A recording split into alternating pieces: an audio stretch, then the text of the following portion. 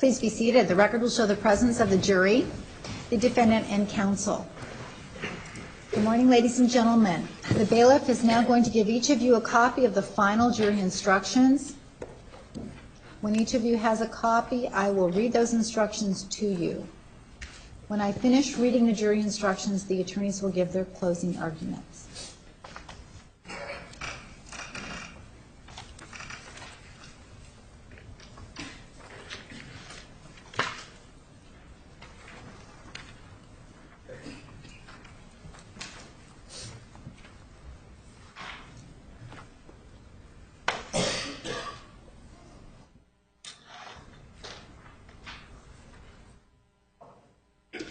Please turn to page 2. Members of the jury, at this phase of the sentencing hearing, you will determine whether the defendant will be sentenced to life imprisonment or death. The law that applies is stated in these instructions, and it is your duty to follow all of them, whether you agree with them or not. You must not single out certain instructions and disregard others. You must not be influenced at any point in these proceedings by conjecture, passion, prejudice, public opinion, or public feeling. You are not to be swayed by mere sympathy not related to the evidence presented during the penalty phase. You must not be influenced by your personal feelings of bias or prejudice for or against the defendant or any person involved in this case on the basis of anyone's race, color, religion, national ancestry, gender, or sexual orientation. Both the state and the defendant have a right to expect that you will consider all the evidence, follow the law, exercise your discretion conscientiously, and reach a just verdict. I do not mean to indicate any opinion on the evidence or what your verdict should be by any ruling or remark I have made or may make during this penalty phase. I am not allowed to express my feelings in this case, and if I have shown any, you must disregard them. You and you alone are the triers of the fact. As jurors, you have a duty to discuss the case with one another and to deliberate in an effort to reach a just verdict. Each of you must decide the case for yourself, but only after you consider the evidence impartially with your fellow jurors. During your deliberations, you should not hesitate to re-examine your own views and change your opinion if you become convinced that it is wrong. However, you should not change your honest belief concerning the weight or effect of the evidence solely because of the opinions of your fellow jurors or for the mere purpose of returning a verdict. You are to apply the law to the evidence and in this way decide whether the defendant will be sentenced to life imprisonment or death. The evidence you shall consider consists of the testimony and exhibits the court admitted in evidence during all of the 3 phases of this trial. It is the duty of the court to rule on the admissibility of evidence. You shall not concern yourselves with the reasons for these rulings. You shall disregard questions and exhibits that were withdrawn or to which objections were sustained.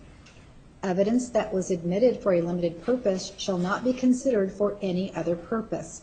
You shall disregard testimony and exhibits that the court has not admitted or the court has stricken. The lawyers may stipulate certain facts exist. This means both sides agree that evidence exists and is to be considered by you during your deliberations at the conclusion of the trial. You are to treat a stipulation as any other evidence. You are free to accept it or reject it in whole or in part, just as any other evidence. Evidence may be direct or circumstantial. Direct evidence is the testimony of a witness who saw, heard, or otherwise observed an event. Circumstantial evidence is the proof of a fact or facts from which you may infer another fact. The law makes no distinction between direct and circumstantial evidence. It is for you to determine the importance to be given to the evidence, regardless of whether it is direct or circumstantial. A previous jury found the defendant guilty of first-degree premeditated murder. You must accept this verdict. The crime of first-degree premeditated murder requires the jury to find the following. 1, the defendant caused the death of another person, and 2, the defendant intended or knew that she would cause the death of another person, and 3, the defendant acted with premeditation. Premeditation means that the defendant intended to kill another human being or knew she would kill another human being. and that after forming that intent or knowledge, reflected on the decision before killing. It is this reflection, regardless of the length of time in which it occurs, that distinguishes first-degree murder from second-degree murder. While reflection is required for first-degree murder, the time needed for reflection is not necessarily prolonged, and the space of time between the intent or knowledge to kill and the act of killing may be very short. An act is not done with premeditation if it is the instant effect of a sudden quarrel or heat of passion. A prior jury also returned a verdict finding the defendant eligible for the death penalty because of the aggravating circumstance that the murder was committed in an especially cruel manner. You must accept this verdict. Especially means unusually great or significant. The term especially cruel focuses on the victim's pain and suffering. To find that the murder was committed in an especially cruel manner, the jury found the state proved 1, the victim consciously suffered physical or mental pain, distress, or anguish prior to death, and 2, the defendant must know or should have known that the victim would suffer. During this penalty phase, the defendant and state presented evidence that may be relevant to the determination of whether there is mitigation that is sufficiently substantial to call for a sentence less than death. The state has presented evidence that may demonstrate that the defendant should not be shown leniency. Leniency means a sentence less than death.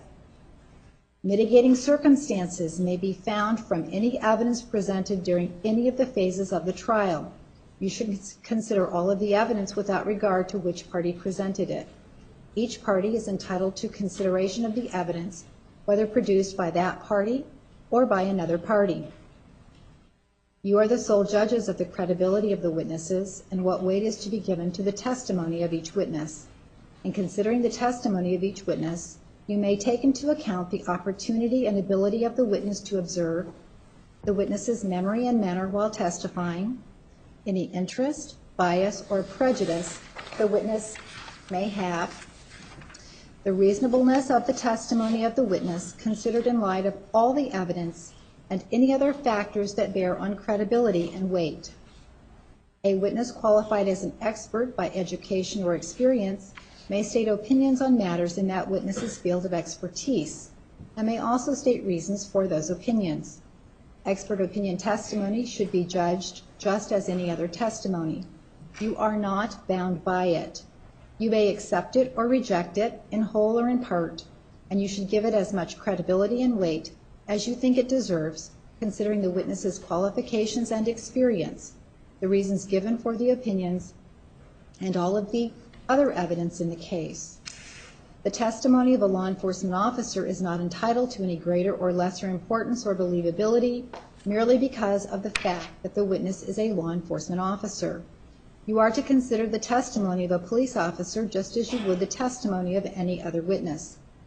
The attorney's remarks, statements, and arguments are not evidence, but are intended to help you understand the evidence and apply the law. The attorneys are entitled to make any objections that they deem appropriate. These objections should not influence you, and you should make no assumptions because of the objections by the attorneys. Relatives of the victim made statements relating to personal characteristics and uniqueness of the victim and the impact of the murder on the victim's family. You may consider this information to the extent that it rebuts mitigation. Not consider the information as a new aggravating circumstance.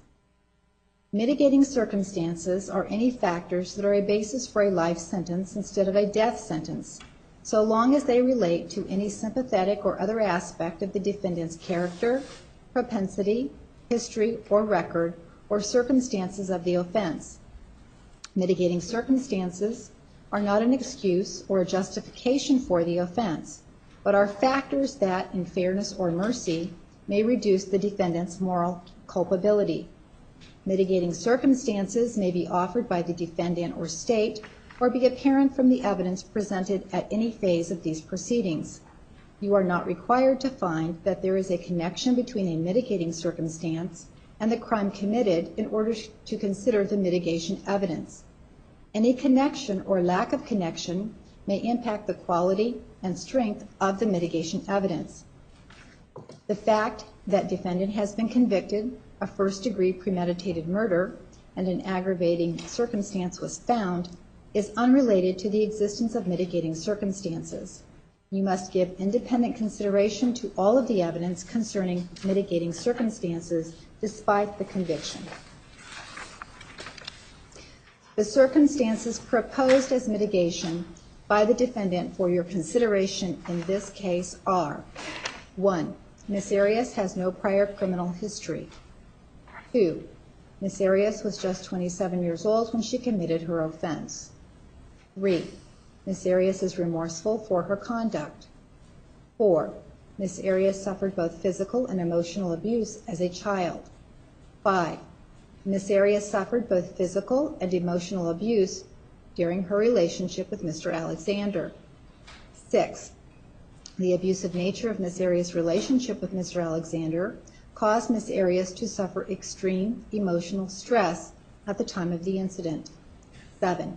Ms. Arias has been diagnosed with post-traumatic stress disorder.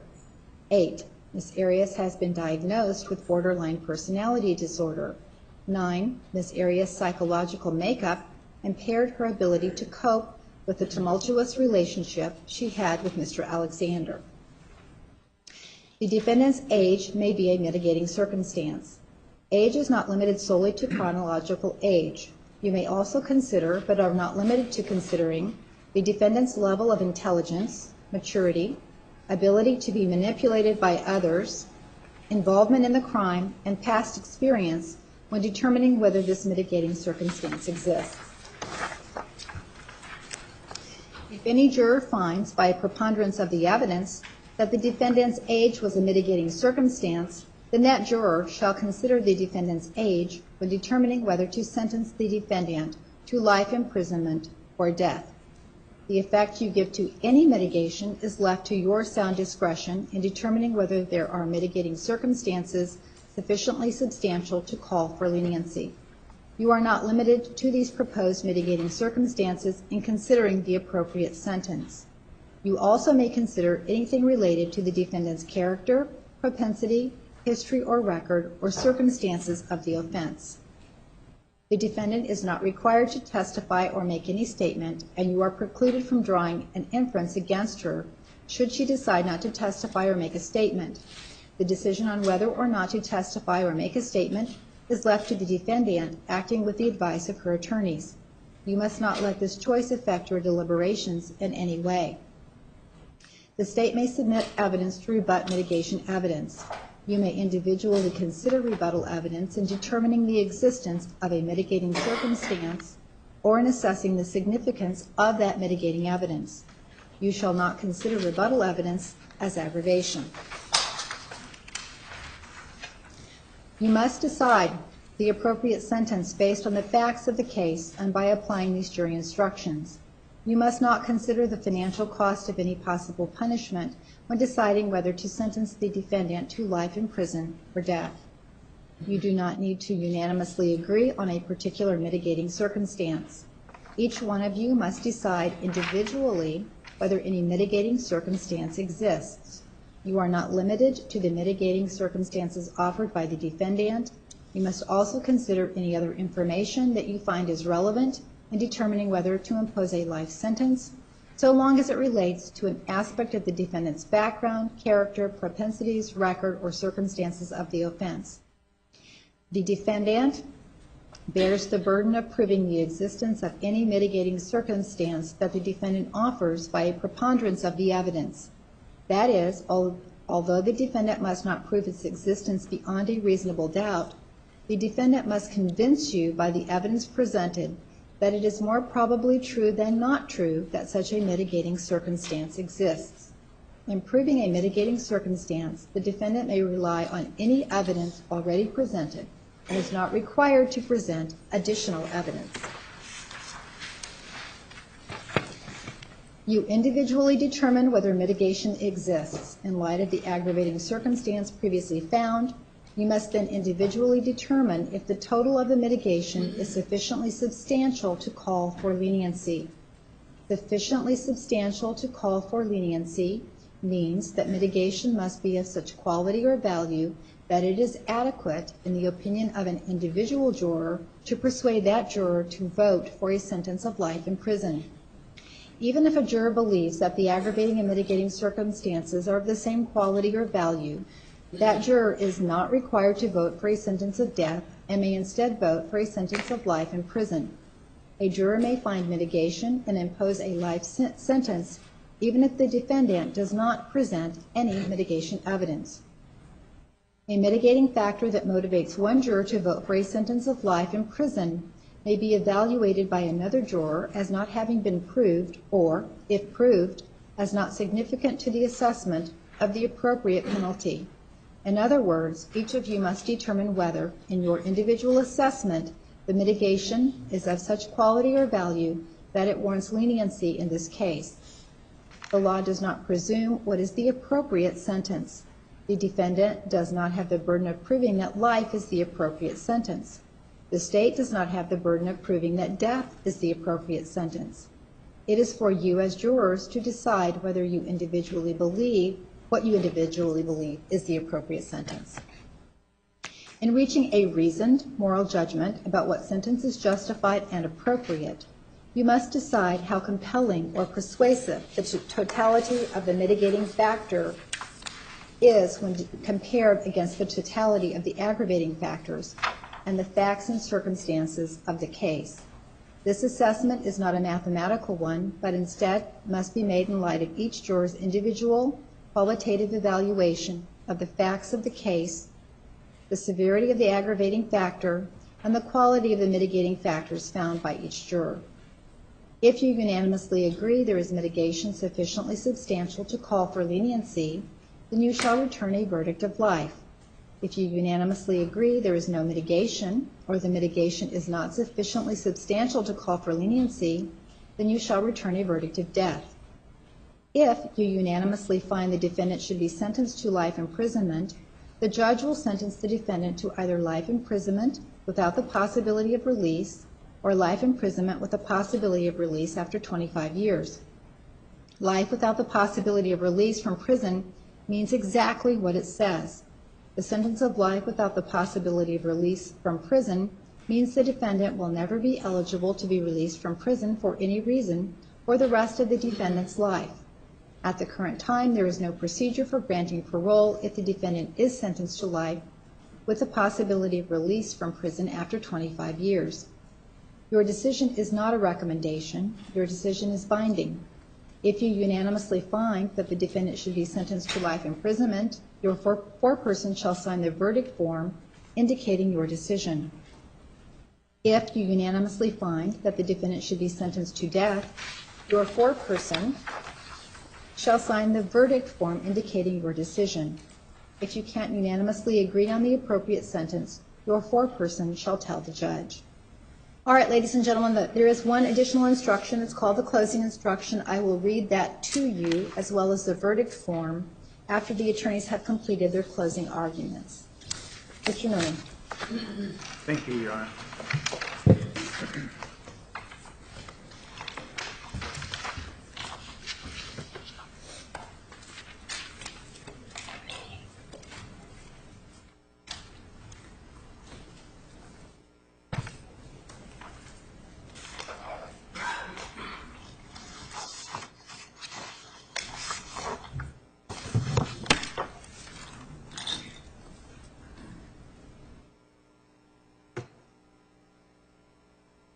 Morning, ladies and gentlemen.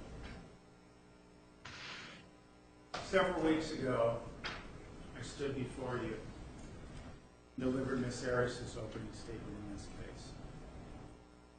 And I told you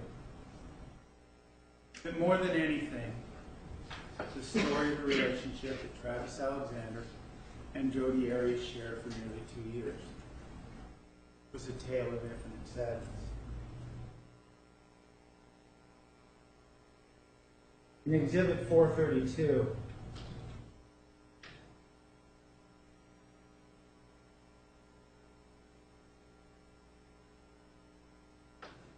you see a point in time when that wasn't the case. When Jodi Arias and Travis Alexander enjoyed spending time with each other, at a point in time when they were telling each other that they loved each other, when they traveled to New York, to its sacred groves, sacred to the Mormon religion.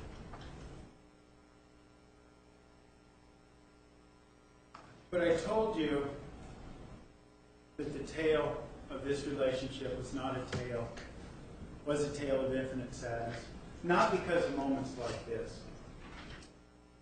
but because of how the relationship ended on June 4th, 2008, when Mr. Alexander was killed by the woman he loved, Jodi Arias. And now, of course, ladies and gentlemen, the question before you, the question that has confronted you perhaps since the moment evidence started in this case. Will you kill this one? Will you kill Jodi Arias for what she did on June 4th,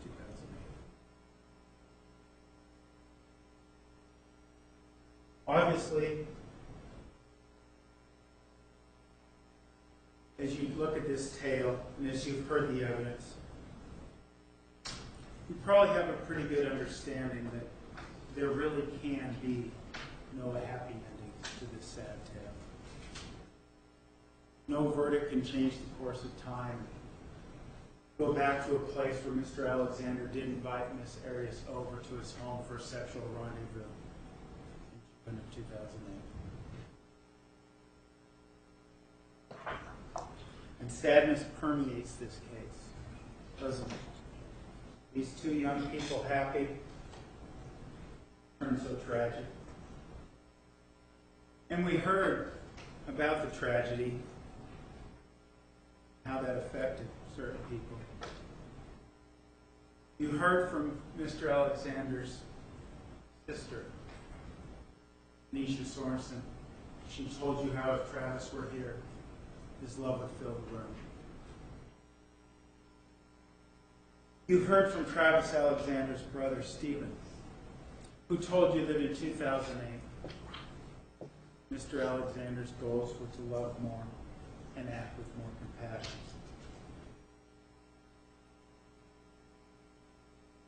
Pain is real. We all felt it. We all heard their words. And it exemplifies the fact that there is nothing but sadness infused in this situation and infused in this relationship.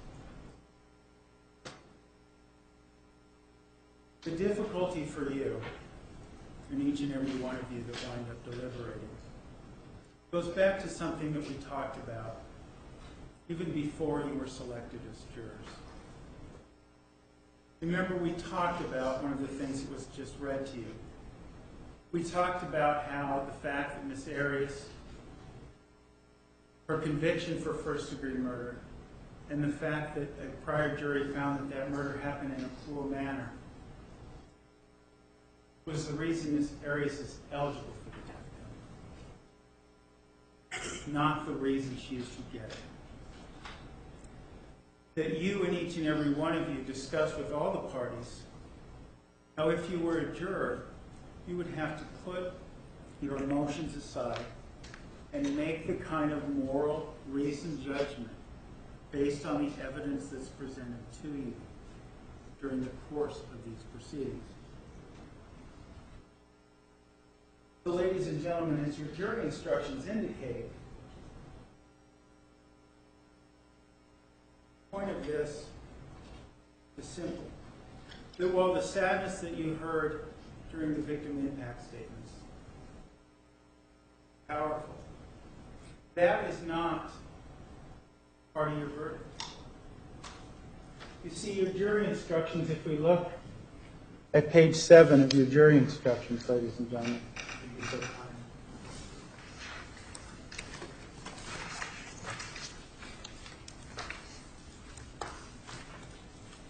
There is a paragraph that is captioned victim impact information.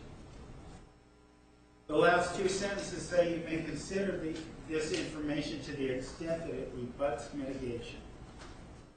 We're going to talk about the mitigating factors, and you're going to see none of what was said actually rebuts the mitigation presented. And you may not consider the new information as an aggravating circumstance. The sole aggravating factor for you to consider is the conclusion the other jury made. Cruelty factor. Promising to detach yourself from that is the promise that each and every one of you made to the parties in court. And soon will come the day where the case will be in your hands, and we begin to hold you to that promise.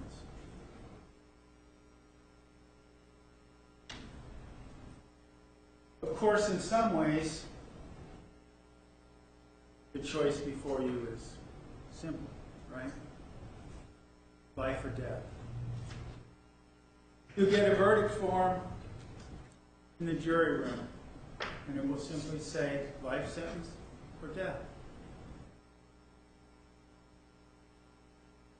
And while the question may be a simple one, the decision cannot be taken so simply, can it? It is monumental. It is literally life or death. And I suspect, given the attention that each and every one of you have paid to the evidence that's presented to you these past several weeks, you understand what a serious decision this is. And you will not take it lightly. You will probably also not take it lightly when you consider the fact, looking at page 12 of your jury instructions,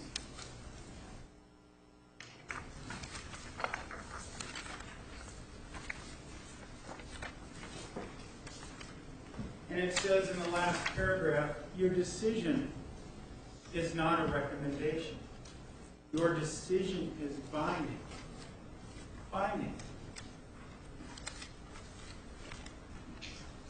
That means,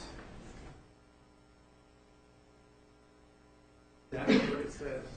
That means that the verdict that you bring forward into the courtroom will be the verdict, will be the sentence that the judge imposes upon Ms. Arias.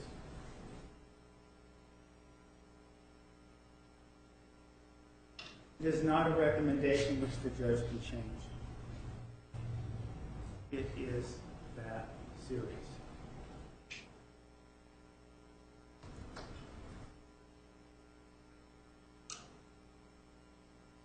Well, how does one make such a serious decision? A decision that will likely carry with you well past the day that you deliver it in the courtroom.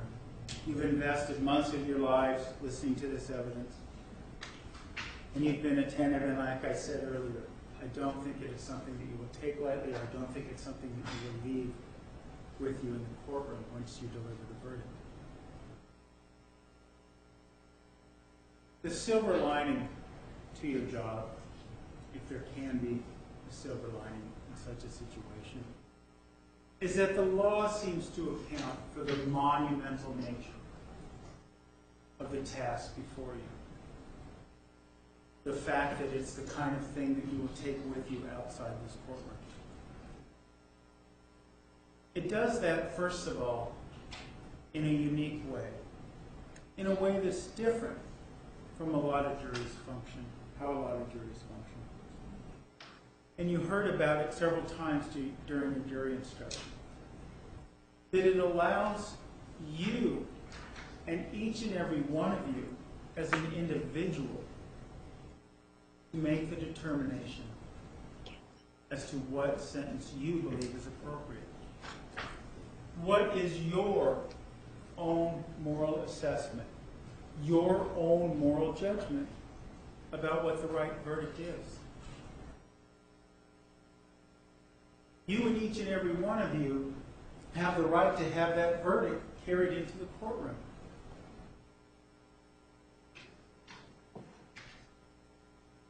We spoke about that.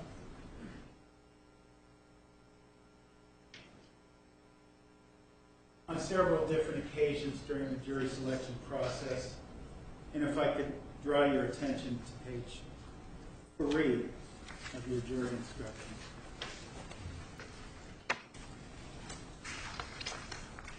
There is a paragraph there that talks about your duty to consult with another. The last paragraph says, or the last sentence rather, however, you should not change your honest belief concerning the weight effect of the evidence solely because of the opinions of your fellow jurors or for the mere purpose of returning a verdict. Ladies and gentlemen, remember, we spoke about that.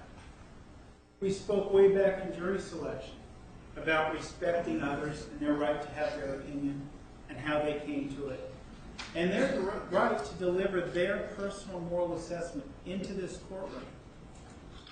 No matter whether all 11 other people that deliberate disagree with that one person, that person has the right to deliver their moral assessment into the courtroom.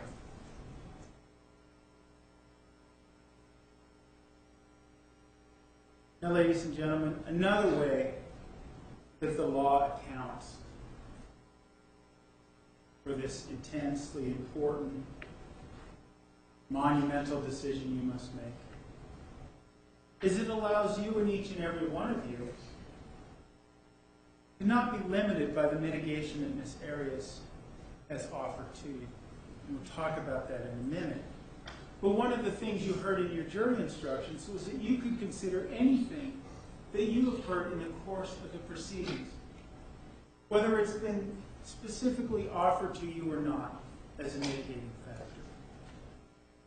And it could be something that none of the other people on the jury believe is true or believe is of such significance as to call for a life sentence. But you have that right. For example, ladies and gentlemen, we heard about Ms. Arias' relationship with Mr. Brewer and how Mr. Brewer was going through divorce with his wife, and how Ms. Arias played a big sister role, as she described it, in the life of Daryl's son at this difficult time. That hasn't been specifically suggested to you as a mitigating factor, but it could be something that one of you says, you know, that means something to me. I know that experience, and I could understand what that meant to that boy. And that, to me, in and of itself, is enough to give a life sentence. And again, such could be the situation that all 11 jurors do not agree with that assessment. But as we spoke earlier, you have the right to have that opinion, to make that moral assessment, and to deliver that verdict into the court. Of course, there is a bit of a difference when Ms. Arias asserts mitigating factors. She has a burden when it relates to mitigating factors. To prove those mitigating factors exist by a preponderance of the evidence. That it's more likely true than not true that these things, these 9 factors that were just read to you, and that we will discuss in a moment, are true. But as we think about these factors that you're not limited to, first of all, I would suggest to you that all of them are proven by preponderance of the evidence. But one, that even though she has the burden of proving the existence of one of these mitigating factors to you, Ms. Arias does not have the burden of proving to you that a life sentence is appropriate. The state doesn't have a burden to prove a death sentence is appropriate. It goes to that own personal moral assessment. And as it relates to these factors that must be proven by a preponderance of the evidence, I guess perhaps the final way that the law accounts for this monumental decision is the fact that the law allows you and each and every one of you to make your own determination upon which, if any, of the 9 factors have been proven to you by a preponderance of the evidence. One of you may find one factor to be proven. Another of you may find it to be proven, but of no significance. A third may say that factor's been proven and it in of itself is significant enough, even if you don't believe the other 8. One mitigating factor, whether asserted by Miss Arias or not, is sufficient to give life. Is sufficient for you to make your own moral assessment of what the appropriate sentence should be. How this tale of infinite sadness is ended. Because ultimately you will write the chapter of this tale with your verdict.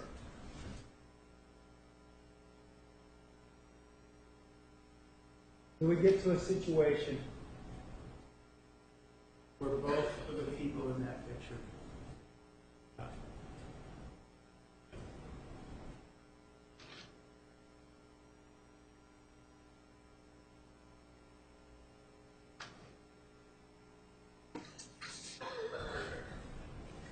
Miss Arias has offered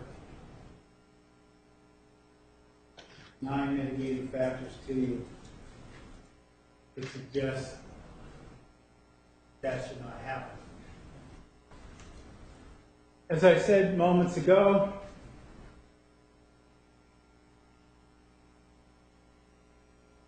I believe that all of those factors have been proven by preponderance of the evidence, more likely to not. The issue, the debate, will surround whether or not these are of such significance to you to mean that a life sentence is appropriate. Now, for the purposes of our discussion here today, it would be great, I guess, if I could just go through each of these factors, 1 through 9, and talk about them sequentially. But ultimately, none of these factors exist in a vacuum. They're all part about who Jodi Arias is and her life. The life you must consider whether or not it should be terminated or not. They're all part of her experience, her life, who she is. And that's ultimately what we have to look at, what you have to look at when you make that decision. You have to look at her and her life and make that decision.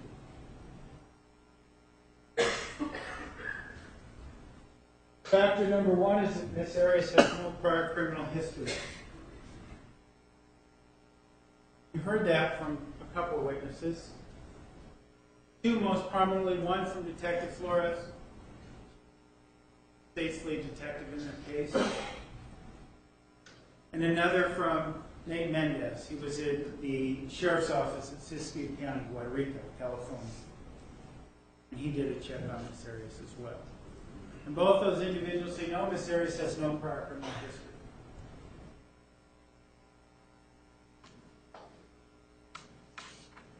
Now, again, as I said just moments ago, proven beyond the preponderance of the evidence, the question is, well, so what, right? Somebody could make the argument that says, well, you're supposed to follow the law. That's what you're supposed to do. That's true, right? You're supposed to follow the law. But that's not always the case. And that's not always the case with people that have the sort of histories and backgrounds that Miss Arias has. But we know, and this is where we begin to bleed over into other factors, but we know that apart from some marijuana use as a teenager, we know that Miss Arias had no prior criminal history up until the time when she committed this offense. And again, I suggest to you that you look at this in the context of the entire situation. the family background. We will discuss in a minute. Everything. Everything she went through.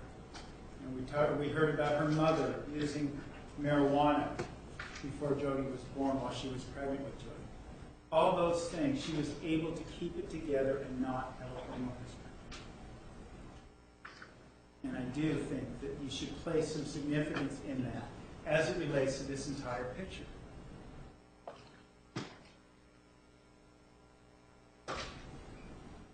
Miss Arias was just 27 years old when she committed her offense. Showing you Exhibit 669. Well, what do we see there? We see that Miss Arias has a date of birth, July 9th, 1980. And we can see that in June 2008, she was 27 years old. Well, the assertion could be made, well, again, old enough to know better, she's 27 years old, so what do we make of this fact?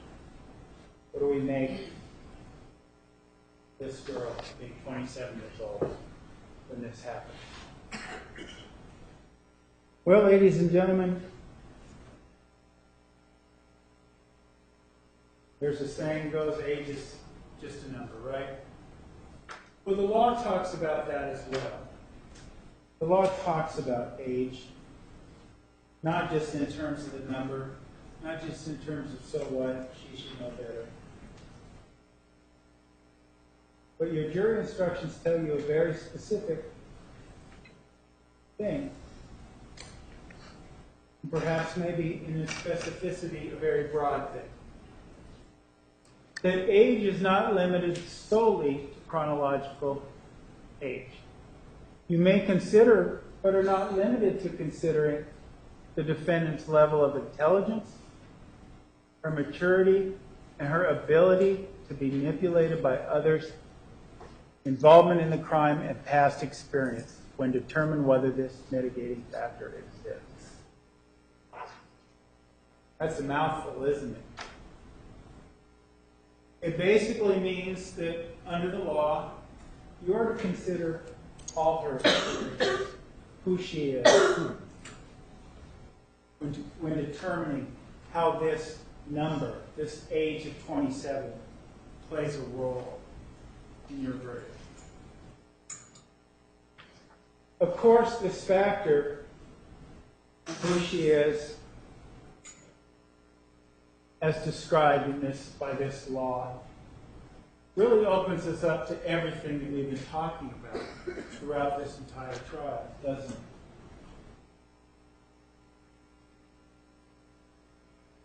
Age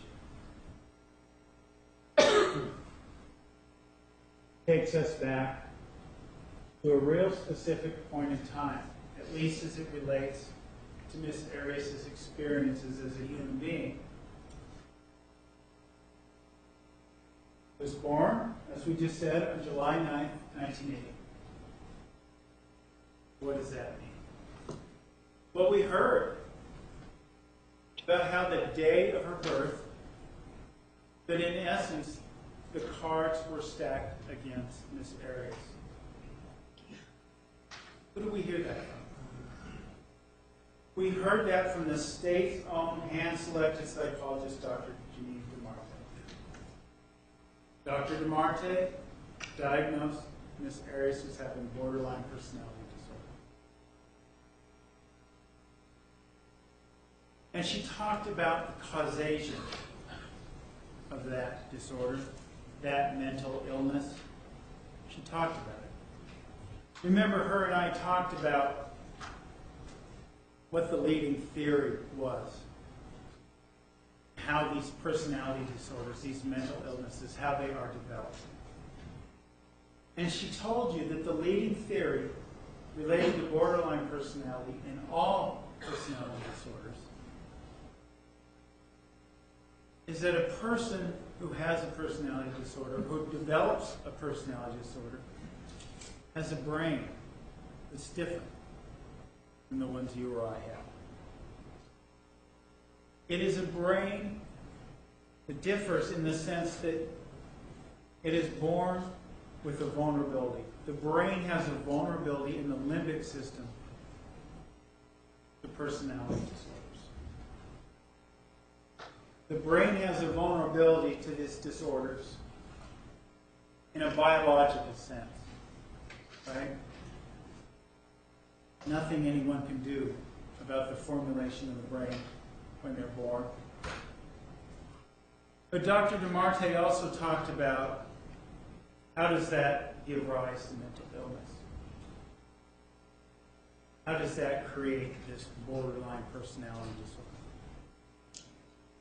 And recall she used the analogy of a switch being turned on, of a light being turned on, of something flipping the switch and triggering the creation of that mental illness in a person's brain.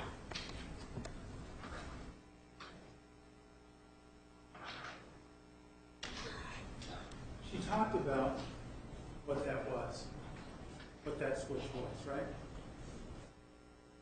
She talked to you about the abuse Miss Arias suffered as a child. She talked about it in relation to an invalidating environment.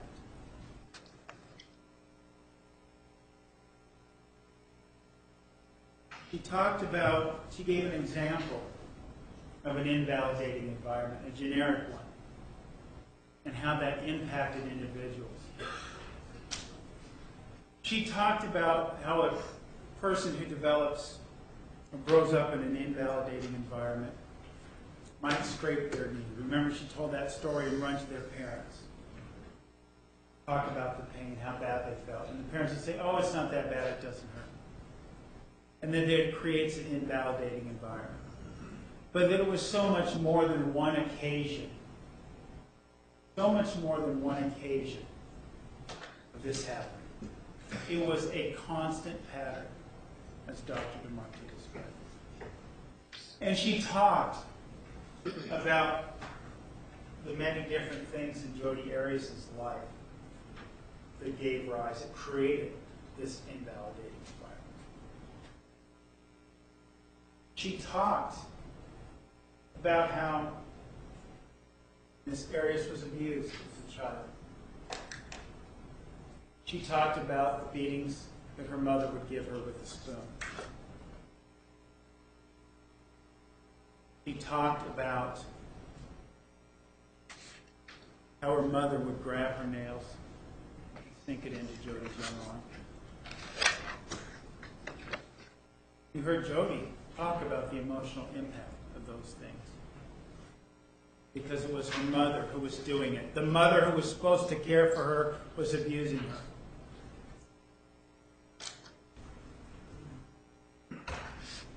We also heard about her father. The father that was also supposed to care for her. How he choked her, how he hit her, how he pushed her up against walls. And how that created an invalidating environment. How that invalidating environment teaches a young individual that the emotions that they experience aren't real.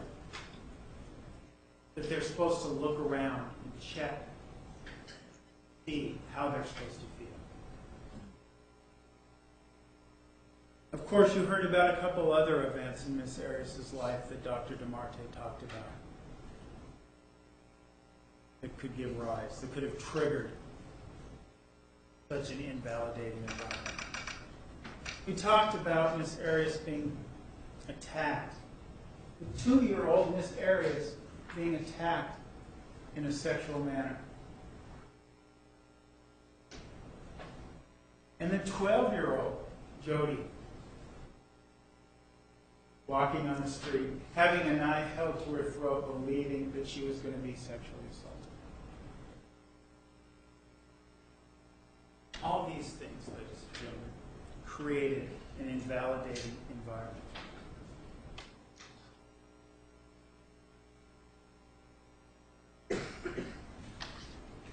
So when we look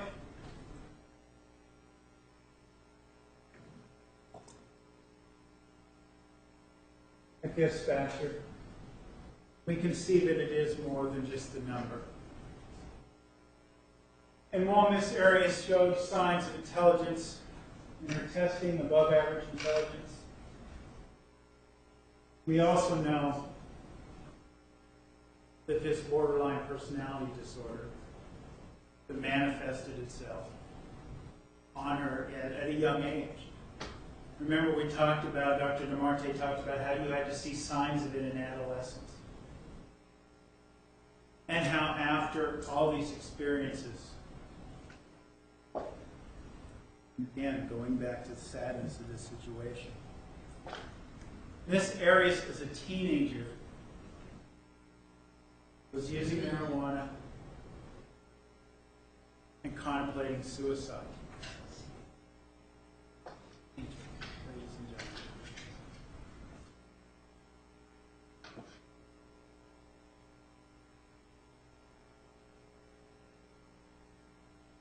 When she talked about this borderline personality disorder and the effect it had on people as it relates to those teenage years, didn't she? Dr. DeMarte told us that people with borderline personality disorder, when they develop into adults, still have a very teenage-like presence about them. So when you look at who Miss Arias is, as it relates to this age factor, you can look at maturity. And you can look at how her maturation was impacted by these incidents of abuse as a child.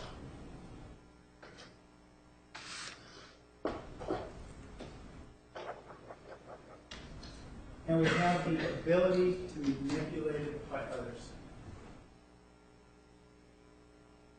What about that? Did anyone manipulate the events of June 4th, 2008? That's not what we're saying. But keep in mind, and we'll certainly talk about borderline personality disorder more as time goes on and how that developed as it relates to this relationship. But keep in mind what Dr. DeMarte said. How those people with borderline personality disorder have a tendency to mold themselves to what they believe others want, to get that positive reinforcement, to form that attachment, and to maintain that attachment. They have a psychological makeup that makes them want to adapt themselves to those around them. And she talked about the history of Miss Arias' relationships and how that related to her diagnosis.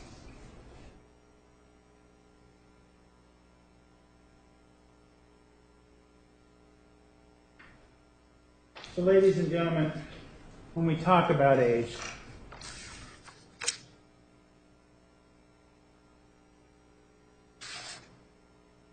you are tasked with considering more than just the number. And you're tasked with considering not just the borderline personality disorder, but some other things about whom just Jodi Arias is. Looking at Exhibit 688, the young girl playing with her brother. The Exhibit 689, the young girl standing there with her brother.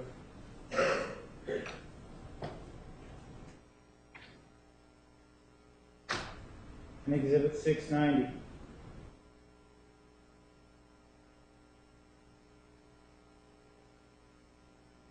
Picture of Miss Arias with her family. Those who care about her. But not only that, demons that lighted me for this picture that gave rise to this mental illness.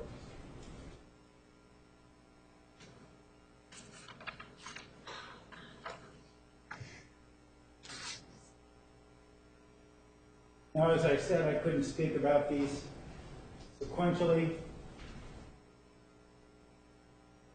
without a bit of overlap. So I want to save talking about number 3 until later. We talked about the physical and emotional abuse Miss Arias suffered as a child.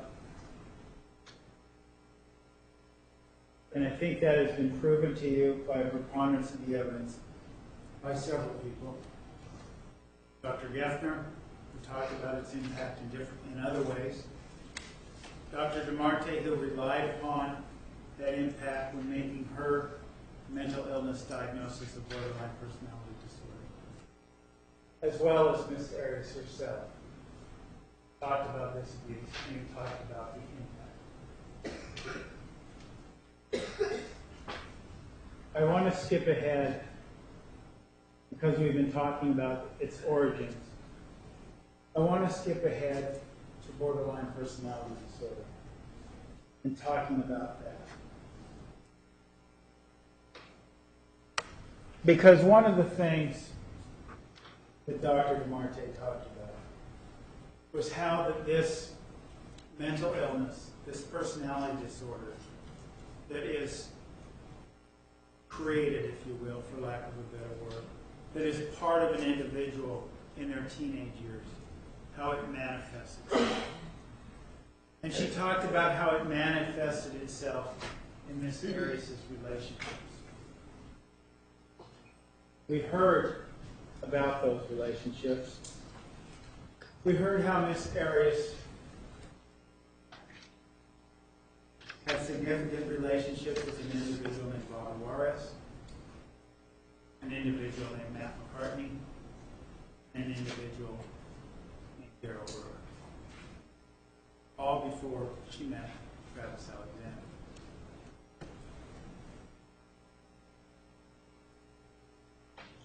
What we see in Exhibit 691 is a picture of Miss Arias with Mr. Juarez. This is a snapshot of a girl whose life is in your hands. What Dr. DeMarte told you about this relationship, what you heard about this relationship from other witnesses, was that Miss Arias left her home before she graduated high school in order to go live with Mr. Juarez in these filthy conditions. This filthy home. And Dr. DeMarte talked about her feeling that that is evidence of the fact that she was molding herself to the conditions that Mr. Juarez was living in. Molding herself to his lifestyle. I would also suggest, ladies and gentlemen, that when a girl leaves home at age 17 before she's graduated high school to move into such conditions, it may also be related to the reality, to the proof that she was being abused as a child at home. And that this was a better alternative than what she had.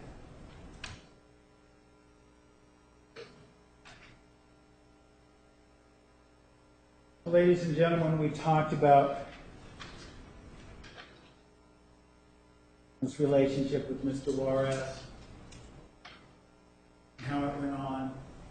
We also heard from Dr. Geffner about how this relationship included one instance of physical abuse. And we'll talk more about post-traumatic stress disorder later. We talked about how it wouldn't be surprising, this idea that a girl that comes from this background, that suffered so much abuse as a child, would find herself in an abusive relationship significant relationship. We know when this relationship ended, there's no evidence of any kind of trauma, any kind of anything. We know it just kind of ended. And that then she began a relationship with Mr. McCartney. You can see a picture again of the girl whose fate is in your hands, sitting with Mr. McCartney.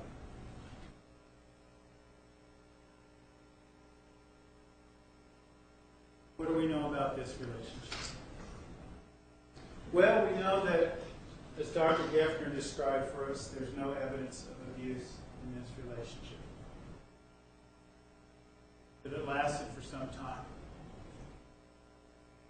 Dr. DeMarte talked about other aspects of this relationship.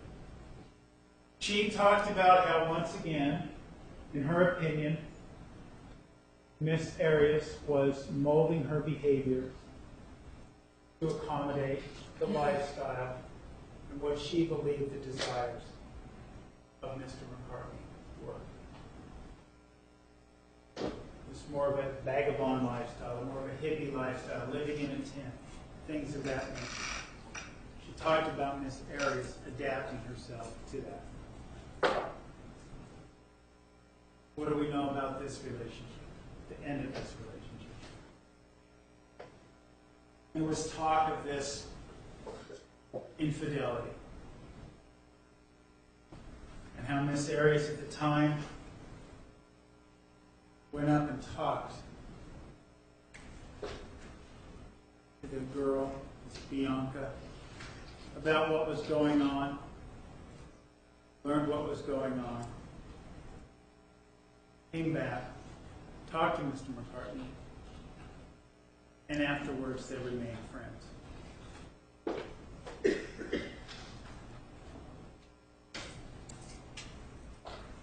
There were no issues in this relationship.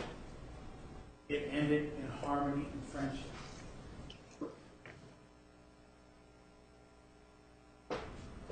Sometime after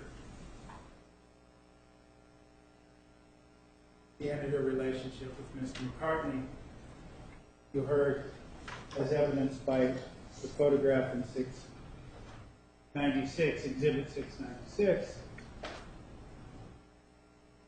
that Miss Arias eventually began a relationship with Mr. Brewer.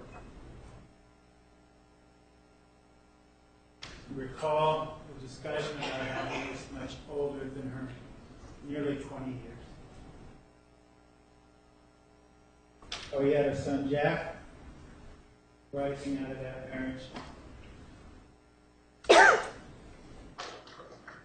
And how he and Jodi Arias were together 3.5 to 4 years. You heard about how hard she worked during the time of that relationship to save the money to buy a home. The idea was that the two of them in their relationship were going to buy this home together, profit off of it, and go on to invest further in real estate. And you also heard how there was no evidence of abuse in this relationship. None. What you heard from Dr. DeMarte, though, is it relates to the borderline personality disorder and Miss Arias' behavior in this relationship. Was it in this relationship, according to Dr. DeMarte, that Miss Arias molded herself into what she believed Daryl Brewer wanted her to be? How she acted professionally, how she was hardworking, how she dressed professionally, and how she served in this role in Jack's life. And you can see this girl, Jodi Arias, again in much happier times. She, ladies and gentlemen, is not just the person sitting at that table, but has been sitting at that table for months. She's also this person. You can see Exhibit 695 during her relationship with Mr. Brewer. She's also this person. And then towards the end of the relationship, as evidenced in Exhibit 694, she was also this person.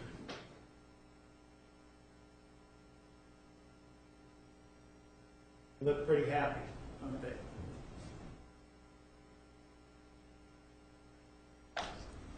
Dr. DeMarte tells us that at this point in time, that Miss Arias was so committed, if you will, because of her borderline personality disorder, that she would mold herself to what Mr. Brewer wanted. The blonde hair, the breast augmentation, the buying of a similar car, all those things that Daryl's ex-wife had. All those things were what Dr. DeMarte talked about, were things that Jodi was doing because of her mental illness. Stay, I guess, in this relationship. Of course, we know that this relationship ended as well, don't we? And we know that while there might have been some financial issues going on between the two of them in this relationship, it too ended in a cordial manner. It ended in the fall of 2006, shortly after Jodi Arias met Travis Alexander. But like the other relationships that predated Mr. Alexander, this relationship too ended on a cordial note.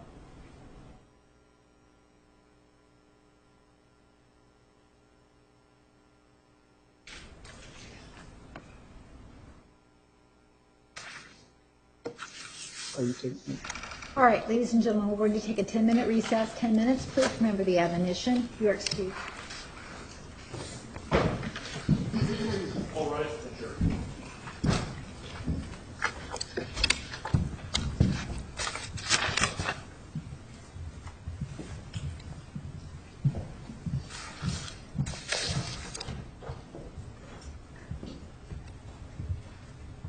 Council approach, please.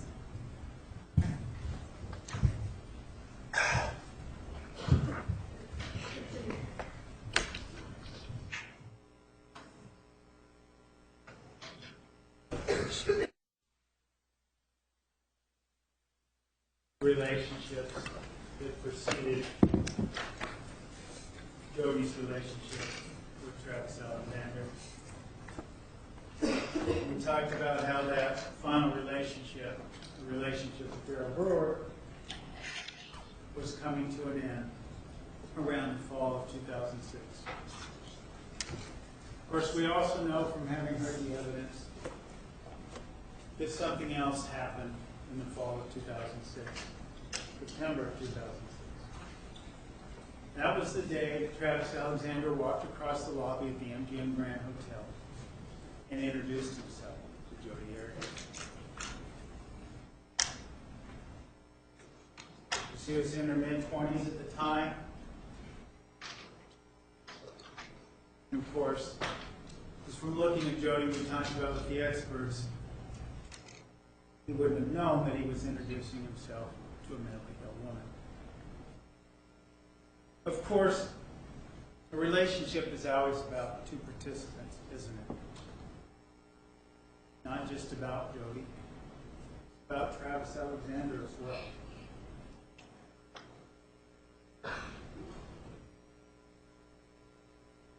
And then, mitigating factor number 5, we talk about how Miss Arias suffered physical and emotional abuse during her relationship with Mr. Alexander.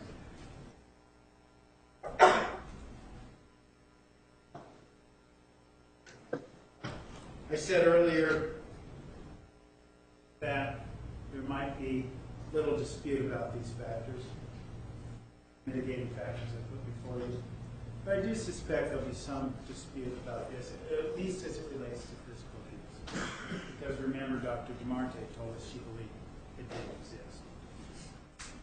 But getting back to this relationship, as it relates to getting to the point where this physical and emotional abuse took place. What do we heard from Dr. Geffner about abusive relationships?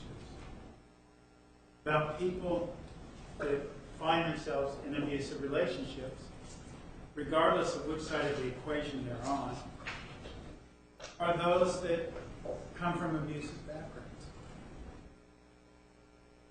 And so while Jodi Arias was a mentally ill woman Travis Alexander introduced himself to, when she was looking back and meeting him, he was a man with his own issues as well, wasn't he? We heard about Mr. Alexander growing up in negligent conditions, a horrific environment, about witnessing domestic violence in his own life as a child. And we heard about how he moved beyond that and had become this successful, financially successful at the time, executive director in this company called Prepaid Legal. And that he was at this convention for Prepaid Legal, because of his work with this company and because he did speeches or motivational talks or sales talks for this company. You know that Miss Arias was there because she was at a crossroads in her life. Her relationship with Darryl Brewer was coming to an end because it was going to lead the goals that she wanted, the things that she wanted, marriage and a family. Of course, when she met Mr. Alexander, she also wouldn't have known that despite the fact that he professed his Mormon beliefs that included marriage and family upon her, almost immediately, that he was a man who was struggling with those beliefs long before he met Jodi Arias. How do we know that? Well, we know that in part because of the testimony of Deanna Reed. Deanna Reed told you that in 2004 and 2005 she lived in Arizona near Mr. Alexander, and that for almost a year the two of them engaged in a year-long sexual relationship. A sexual relationship that was against their beliefs. And clearly Mr. Alexander was a man, and we saw evidence of this after he met Miss Arias, struggling with these issues. Of course, we heard evidence well before Miss Reed moved to Arizona in 2004, 2005. We heard evidence about the computer that sat in the home of Bishop Parker and how that computer eventually had pop-ups, scantily clad women. And while Bishop Parker tried to deny certain things, deny the realities that were before him, trying to blame this incident on another individual, we know that Travis Alexander lived at this home when these pop-ups started occurring. We know from the statements of Witness 1 long before Miss Arias came into the picture that Mr. Alexander confessed to him a struggle that he was having with these issues. You recall witness number 1 and Jodi Arias didn't even know each other. This happened years before.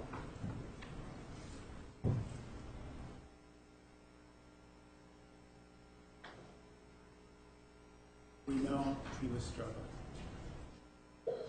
You heard Dr. Fonseca and the undisputed testimony of Dr. Fonseca talk about that struggle and the evidence of that struggle. In your evidence, the evidence was admitted and what was shown to you. And I won't show it to you here today because it's been shown several times. But of a history that also relates to this struggle.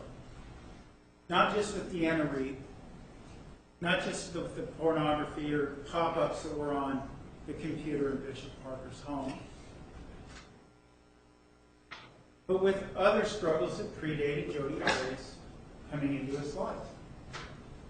You saw the email exchanges between Chris and Sky Hughes and Travis Alexander related to this conversation Jodi had with them. And accounting for revisionist history, he said, well, that is because Miss Arias was misrepresenting things to us. She was only telling us part of the picture.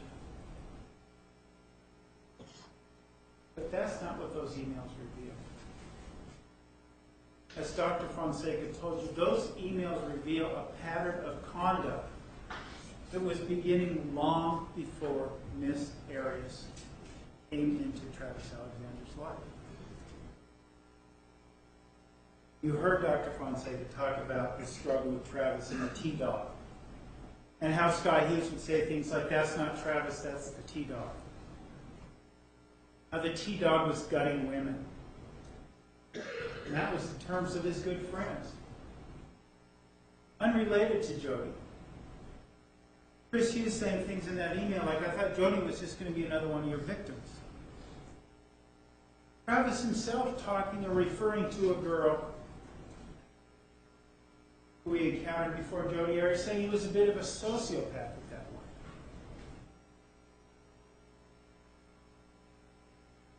All before Jodi Arias came into his life. So what do we have really in September of 2006 when Jodi Arias and Travis Alexander meet? We have the beginning of a formation of a bond. Tragic bond, an unhealthy bond, but a bond nonetheless, and a bond that neither one of these people seemed interested in breaking.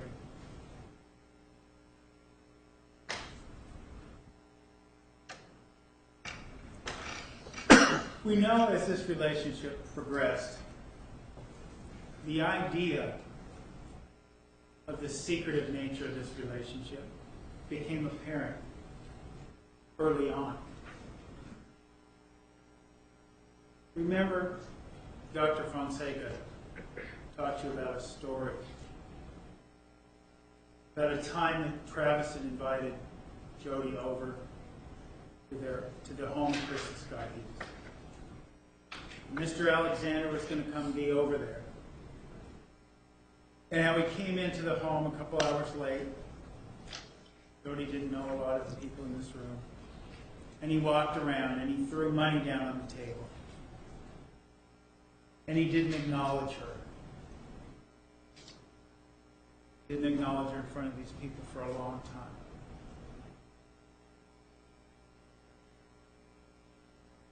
Doesn't that sound awful familiar in terms of the impact when we think about that story?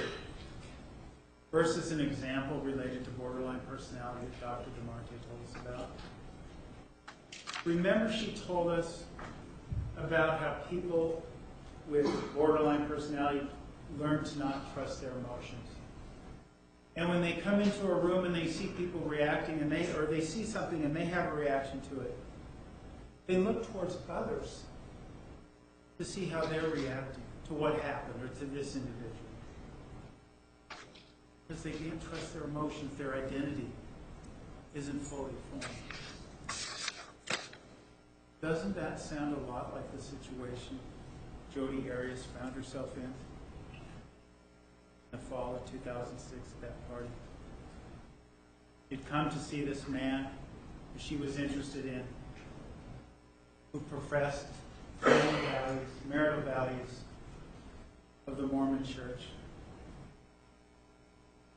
but who was ignoring her at this party. Well, what would a person with borderline personality do?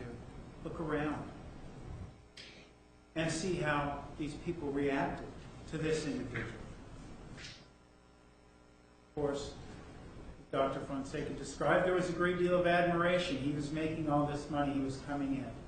They were showing videos of Mr. Alexander as Eddie Snell. What did she see? What did the mentally ill Jodi Arias see? Travis Alexander being put on a pedestal. Not by her.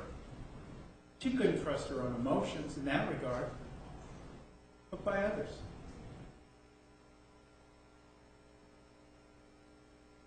So there Jodi is,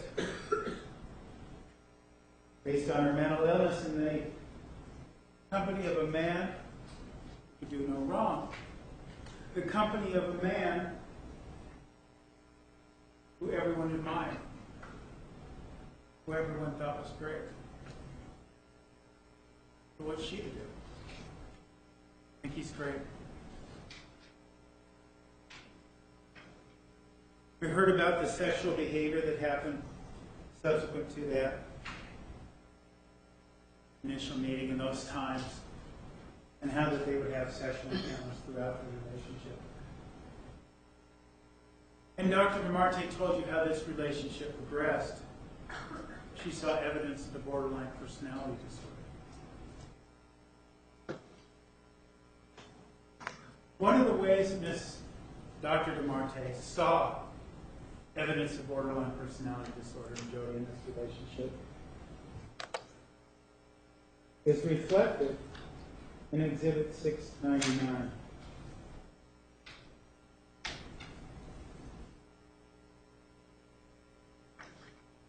This was the day that Travis Alexander baptized Jodi Arias in Mormon faith. Jodi becomes a member of the LDS Church. Dr. DeMarte tells us she did that because she believed that that is what Travis wanted. That a person with this mental illness would mold themselves and adapt themselves. And it does make sense, doesn't it, on this visceral level? This girl who is religious, spiritual, but doesn't have a specific faith that she adheres to or goes to church every day, meets this man who's admired by many, who talks about family values and wanting to get married, the same values she has. And she molds herself to be what he wanted. A Mormon. Lest there be any doubt that this is what he wanted, or that it was logical for Jodi Arias to believe that this is what he wanted. Remember, he sent missionaries over to the home shortly after they met to preach the gospel to her, to aid in this conversion.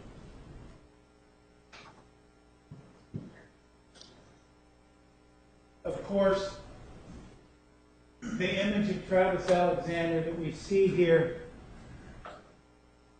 in this photograph is truly Travis Alexander. It is the image that he wanted to portray to the world. It does not demonstrate his struggles. As we know, when we talked with Bishop Parker and other individuals about how, despite this baptismal ceremony, and despite Mr. Alexander's past sexual indiscretions per the standards of his church, that there was more going on, that there was sexual behavior going on, that the Travis Alexander portrayed in this picture does not show the entire image. does not show the entire relationship. And yes, it's true. Jodi was a part of that. Because there came a point in time when molding herself to Travis Alexander, wouldn't it also mean molding herself to the T-Dog? Wouldn't it also mean molding herself to adapt to this secretive sexual life that he wanted to have with her? That she was molding herself to be his dirty little secret?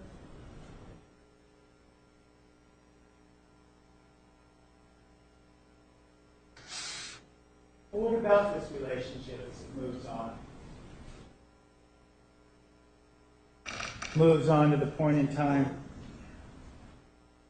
for example, as we see in image Exhibit 435. What do we make of this relationship? What is going on? Well, we know that at various points in time in this relationship, Travis Alexander is dating Lisa Andrews, a quote-unquote proper Mormon girl, for nearly a year. The same time that events like this are taking place.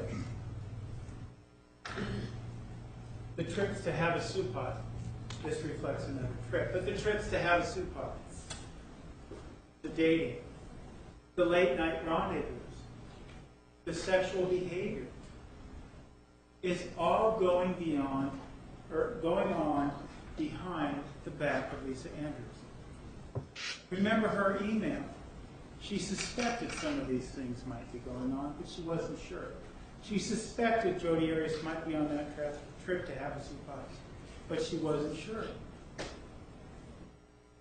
And recall, this was a girl who did want to follow the dictates of her church, as probably Travis Alexander did as well. But he was driven by his sexual motivations. And so, for almost a year's time, we have this relationship between Mr. Alexander and Miss Andrews, where he's acting proper, where he's crossing the line, but not to the point where they're actually having sex. Why?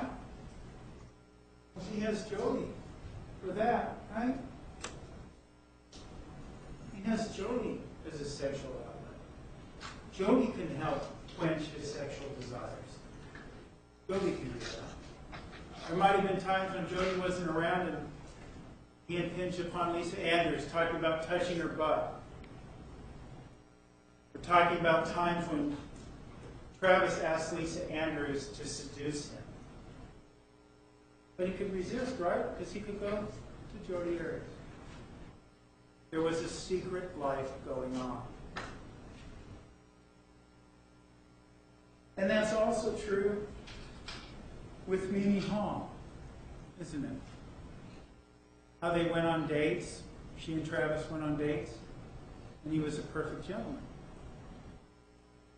But he was also allowing himself to have these sexual encounters with Jodi Arias. All throughout the relationship with these women.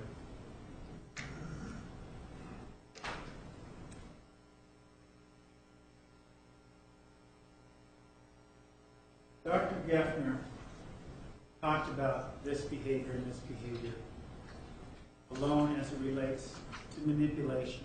The manipulation that was going on in this relationship as it relates to domestic violence. And we'll talk about domestic violence in a few minutes. But we also know, as it relates to what Dr. DeMarte is saying, how Miss Arias is molding herself to what Mr. Alexander wants. We can see that in this relationship and how she's behaving and how he's behaving. But we can see this ball that Dr. Fonseca and I talked about start rolling because of this borderline personality disorder, right? Her identity isn't fully formed. She's adjusting herself. So unlike some of these other women who decide that they don't want to be in this sort of relationship, Jodi doesn't have the strength to do that as it relates to Travis. Maybe as it relates to the other men, yes, but not as it relates to Travis. This relationship was something different.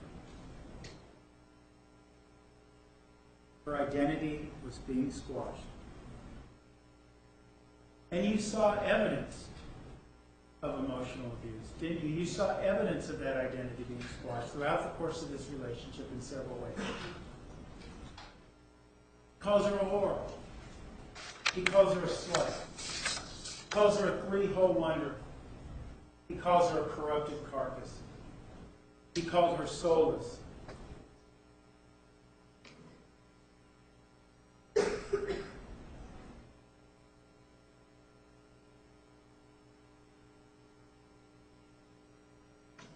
He called her soulless. Those words have impact. And those words have got to hurt. And they've got to hurt someone more whose identity is dependent on pleasing Travis. Jodi wants to please Travis Alexander. And he's calling her a whore, a slut, a three-hole wonder. At the same time, in these text messages, you have Exhibit 440, I believe it is.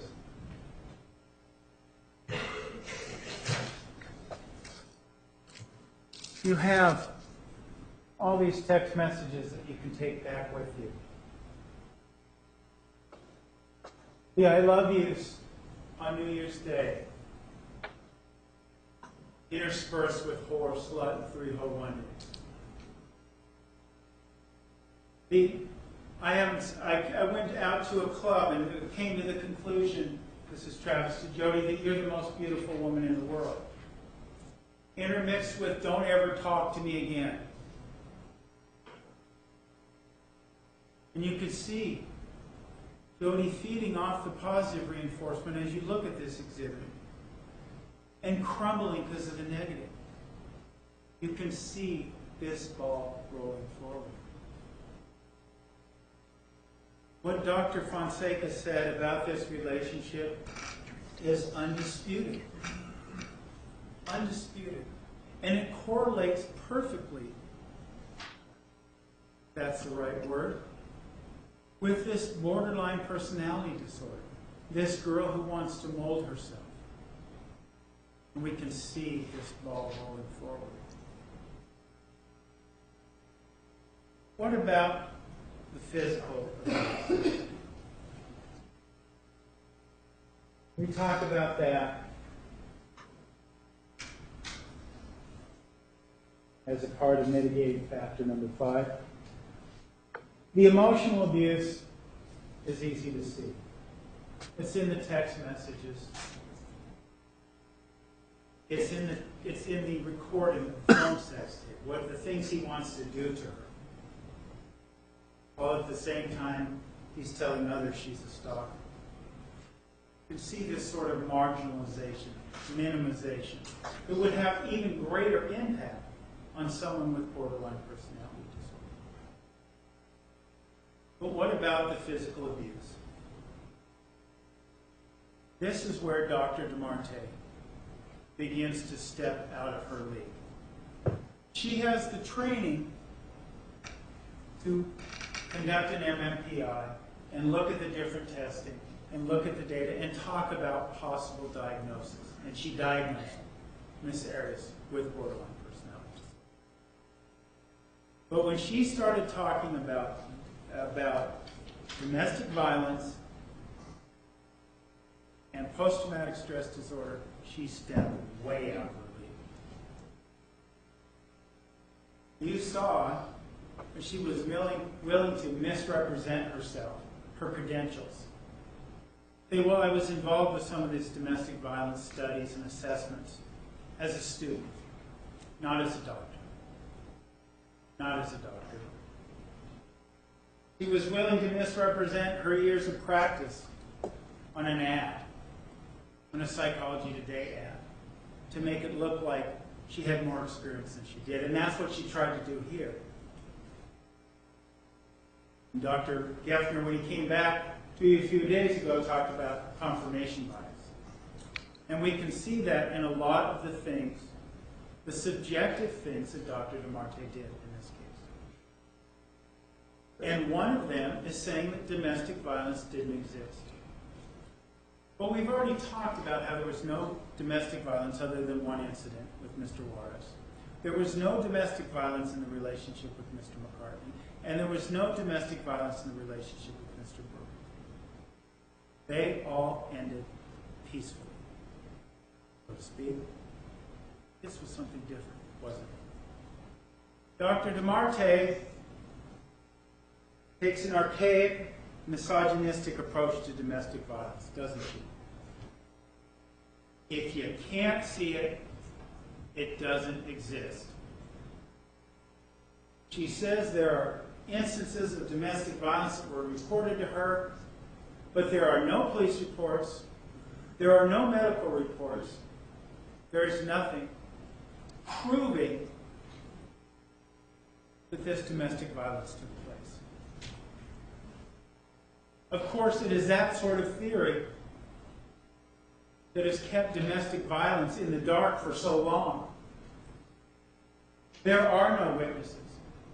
Even Dr. DeMarte, in saying this, admitted that those who are involved in domestic disputes, the victims of the domestic disputes, don't often come forward, don't call the police, might even go so far as to misrepresent the source of their injuries to the police or to a doctor, because they don't want that person exposed in a negative light, for whatever reason. And keep in mind here, with Jodi Arias, a person who has Mr. Alexander up on a pedestal because that's what others tell her to do. Maybe she couldn't even come forward back then because no one would believe her then. Because someone like Dr. DeMarte would come forward and say that there's no domestic violence in this relationship because it's not in a police report.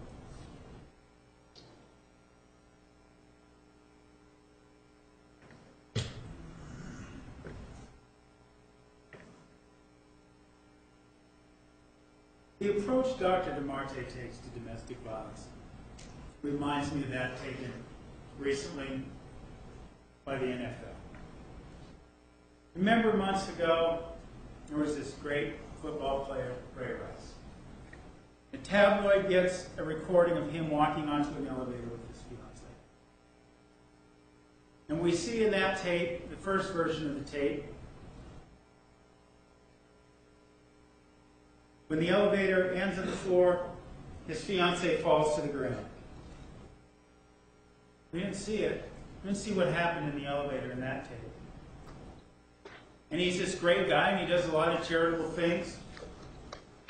So we pretend he gets suspended a few games, and we pretend like it didn't really happen.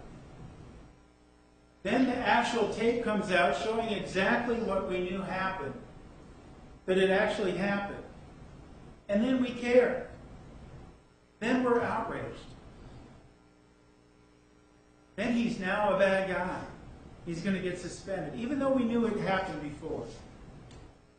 And that's the approach that Dr. DeMarte wants you to take. If you don't see it, it doesn't exist. Because if a guy is a good guy, there's no way he's doing these things. If a guy didn't do these things to his other girlfriends, there's no way he did it to Jodi Arias. That's not true. And it goes against the wisdom of several other psychologists. You heard that aside from Dr. Geffner, who had over 30 years' experience in the field of domestic violence, you heard that another female psychologist with over 30 years' experience in domestic violence diagnosed Miss Arias as having been suffered from Bartter-Winner syndrome. Another psychologist, Richard Samuels, evaluated Miss Arias and came to that same conclusion. And you heard about how a domestic violence counselor talked to Miss Arias and came to that same conclusion. Dr. DeMarte wants to say that she, with her 1 year of experience at the time she did this test, knows more than all these people. Ladies and gentlemen, in that regard, I'd ask you to look at it this way. What if this was a medical issue and someone you knew's life was at stake?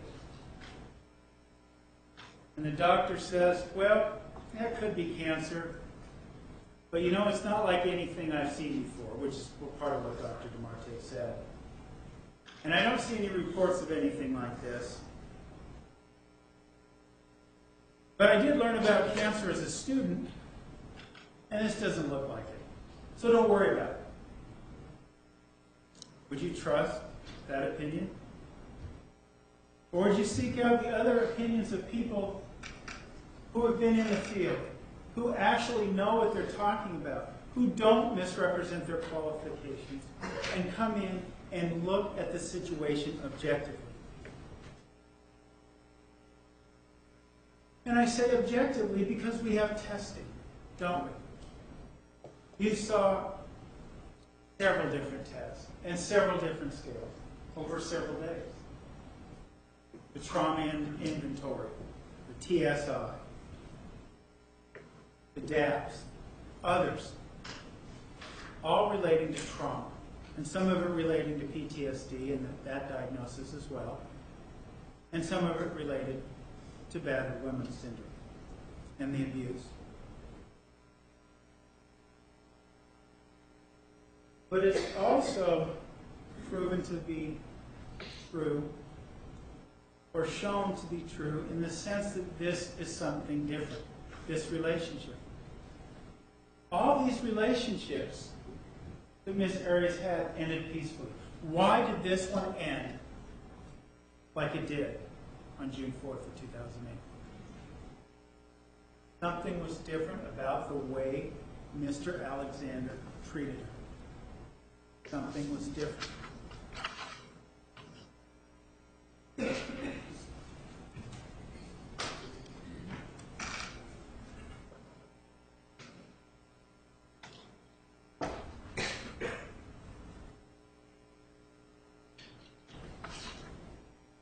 And factor number 6,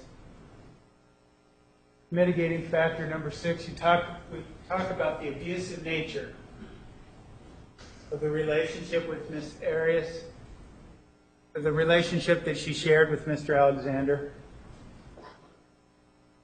It caused her extreme emotional stress at the time of the incident. Well, what do we know about June 4th, 2008? Well, we know that Mr. Alexander and Miss Arias were having a sexual encounter. You know that Miss Arias came from California to come to Mr. Alexander's home. You saw the photographs of this sexual encounter.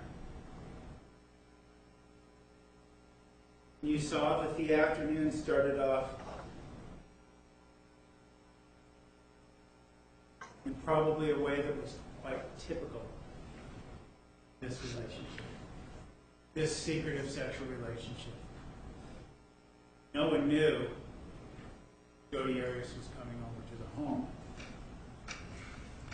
And Travis Alexander had already accounted for that, hadn't he, in terms of keeping his identity, his secret lifestyle, a secret. How did he do that? Well, he told friends and family alike. We heard about his friends. of course, Miss Housley in the conversation that they had, that Miss Arias was stalking him. That Miss Arias was stalking him. That she would show up unannounced, uninvited, call in the middle of the night, uninvited. That's what people thought. That's what Travis told them. Why? Because this was a way for Travis Alexander to marginalize Jodi Arias if she ever told the truth. Because remember what else was going on at this time of this sexual encounter. Mr. Alexander's sexual motivations were really making themselves apparent on many different levels. Why do I say that?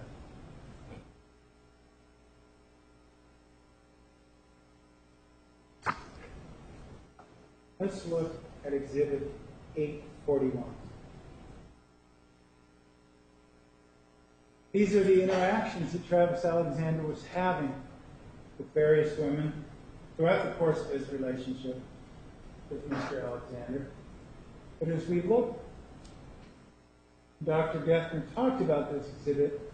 As we look at this exhibit and we look at this time of May, June of 2008, we see that Mr. Alexander is talking with a lot of different women. A lot of different women. And a lot of them about sexual topics.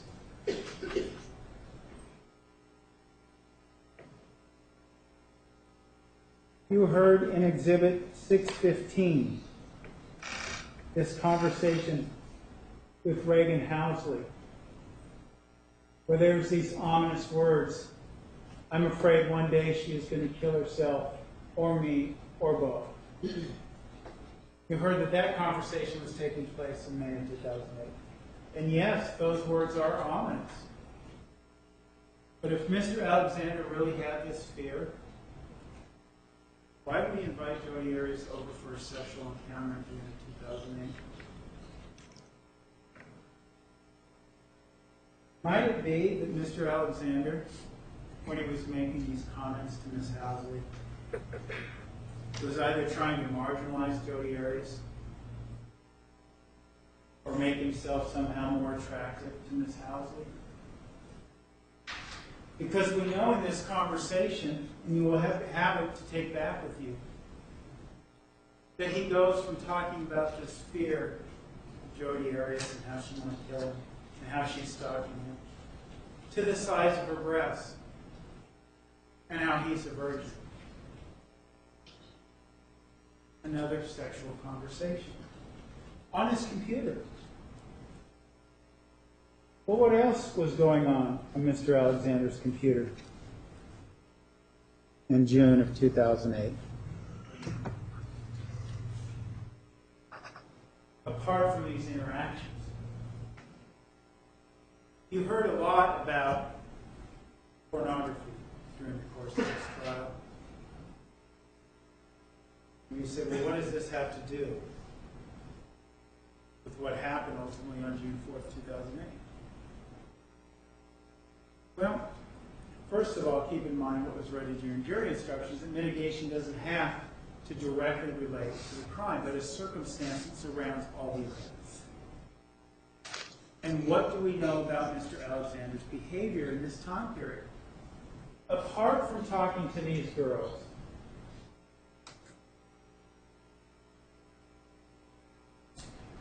he's looking at pornography. And in terms of what we found on his computer, we see yet another perfect analogy, if you will, about, or a perfect example of the analogy that Dr. Fonseca made about Travis and the ski dog. Because what do we have on this computer? We have a browser, and we have several programs designed to clear a browser history. What else do we have at the end of May of 2008? We have a virus, possible pop-ups.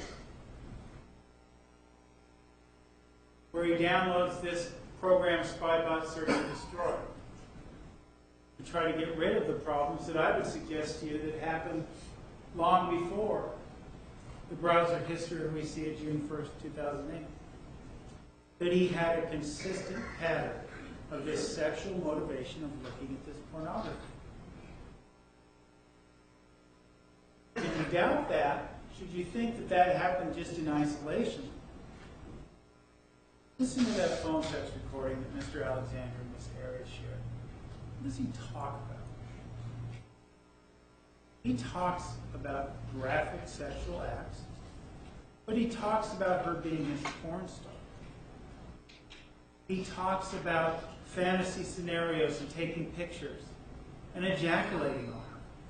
He talks about all those things. It stands to reason that someone says things like this. Someone who talks about, wanting to give her a cream pie and her not knowing what it is a man who has had an interest or an investment in pornography. Would this be normal to some degree in certain situations? Yes. But it was certainly different for Travis Alexander, the man who held himself out to be a Mormon, to be a virgin, and to be following the dictates of his church. And a man who at that time, we know, already had one strike against him, and pursuant to the testimony we heard, that in January of 2008 had his temporal recommend taken away. Why? We don't know. But we know it was taken away. And we know that he has a pattern of behavior that would be inconsistent with the sexual restrictions placed upon him by the Mormon Church. There's also more to evidence this pornography being more than the one-time visit that we saw on June 1st of 2008. The 45 minutes worth of videos that Travis Alexander saw in June of 2008. In that regard, I would reference you to Exhibit 934. And you'll have a chance to take a look at that back in the jury room. And I'm not sure how well you're going to be able to read it here, but there's no indication that this video came from YouPorn. As a matter of fact, there are indications that it came from some site, xxxparty.nl. This was in unallocated space. This wasn't in his browser history. And what is unallocated space? But a place where something on a computer goes when it's deleted, when it's done away with. You saw pornographic images, 4 or 5 of them, that were also found on Mr. Alexander's computer in unallocated space. And there were questions of Detective Brown about whether these could be part of the same viewing session or a different session. And he couldn't tell us. He couldn't give us the date and times. But we know that that last viewing session wasn't erased because we have evidence of that 45 minutes. And you can look at the titles of the videos and you can see some of the interests that Mr. Alexander had and how those were a part of the relationship with Jodi Arias. You saw some of the graphic text messages that the state put up for you about how her personal grooming, how he wanted it, about the braids, things of that nature. And you can see evidence of that on the computer. There was one of the videos talking about a girl having sex with her teacher. There was another video about a monster anal fuck machine. Demonstrates that he had these interests, that the interests he was expressing on this tape were interests he had.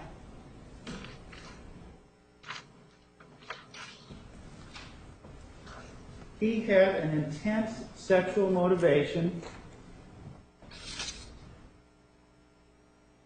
It was manifesting itself in May and June of 2008. Keep in mind here too, we have Exhibit 932.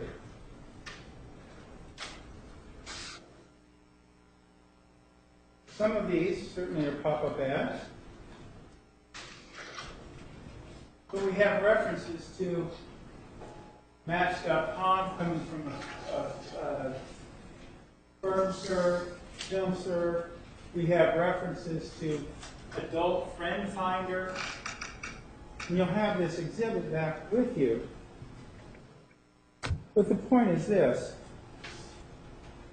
Not all these conversations with women were necessarily sexual in nature.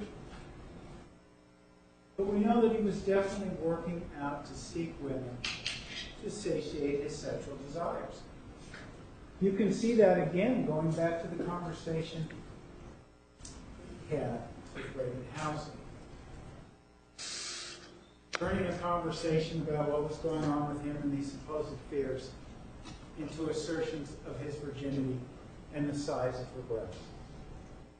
This was a man who was highly motivated by sex. And ultimately, the state can't have it both ways as it relates to the realities of this relationship. If she was doing these things, if she was participating in this sexual behavior, Travis wanted her to. In the same way that she molded her behavior to living in the dingy home with Bobby, to living in a tent with Matt, to working hard and buying a home with Daryl as an investment. The same thing happens here.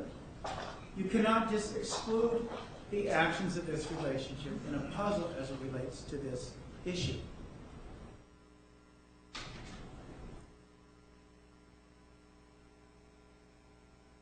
Perhaps we could have it. All right, ladies and gentlemen, we will take the noon recess.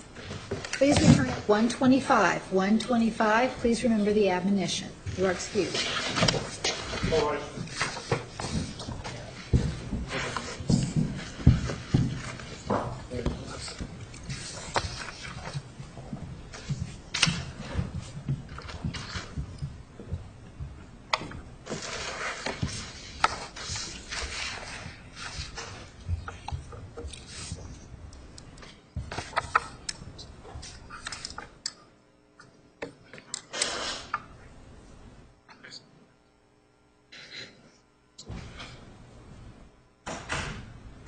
We are at recess.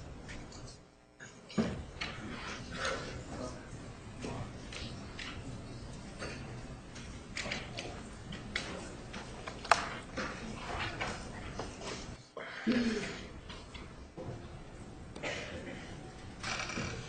right, the record will show the presence of the defendant and all counsel. Ladies and gentlemen seated in the back of the courtroom, please do not respond in any way to any of the arguments or evidence you may see. If you do respond audibly or otherwise, we may escort you from the courtroom. Thank you for your cooperation. All right, let's bring in the jury. All right.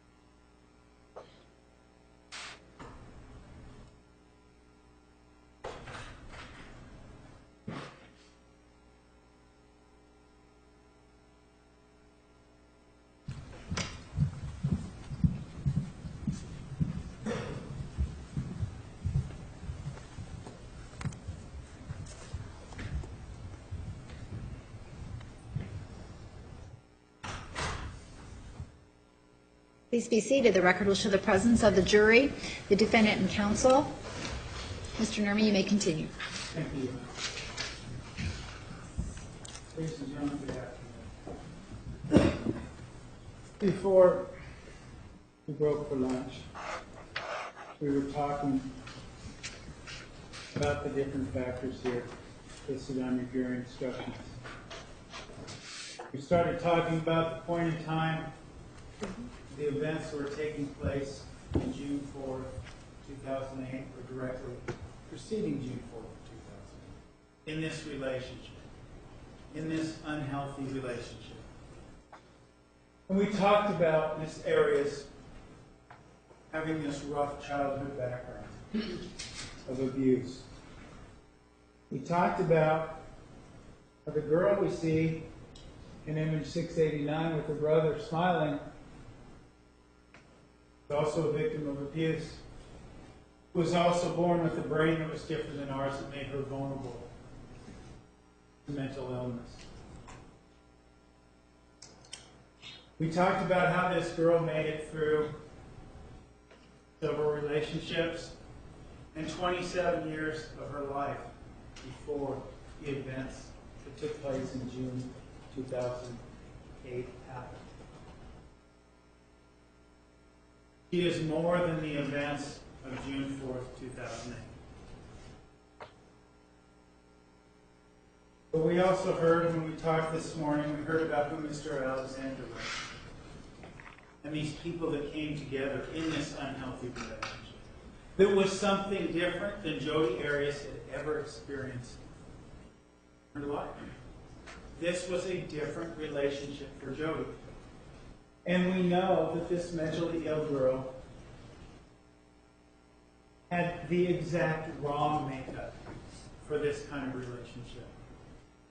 Because rather than realizing that this relationship wasn't healthy, rather than stepping back, those things about borderline personality disorder, her mental illness, are the things that kept her attached, that kept her involved in the relationship, all till out its end. Of course, we know that in May and June of 2008, Mr. Alexander's sexual motivations were also reaching a fever pitch.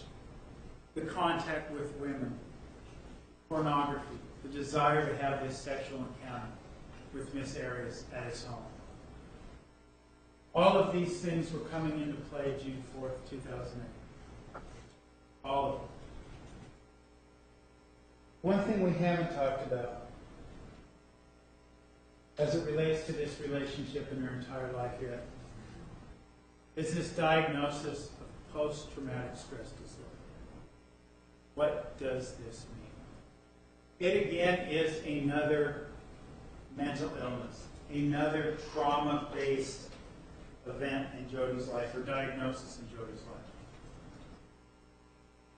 You heard throughout the trial that you had not one, not two, again, 3 doctors with over 30 years' experience diagnosed Miss Arias with post-traumatic stress disorder.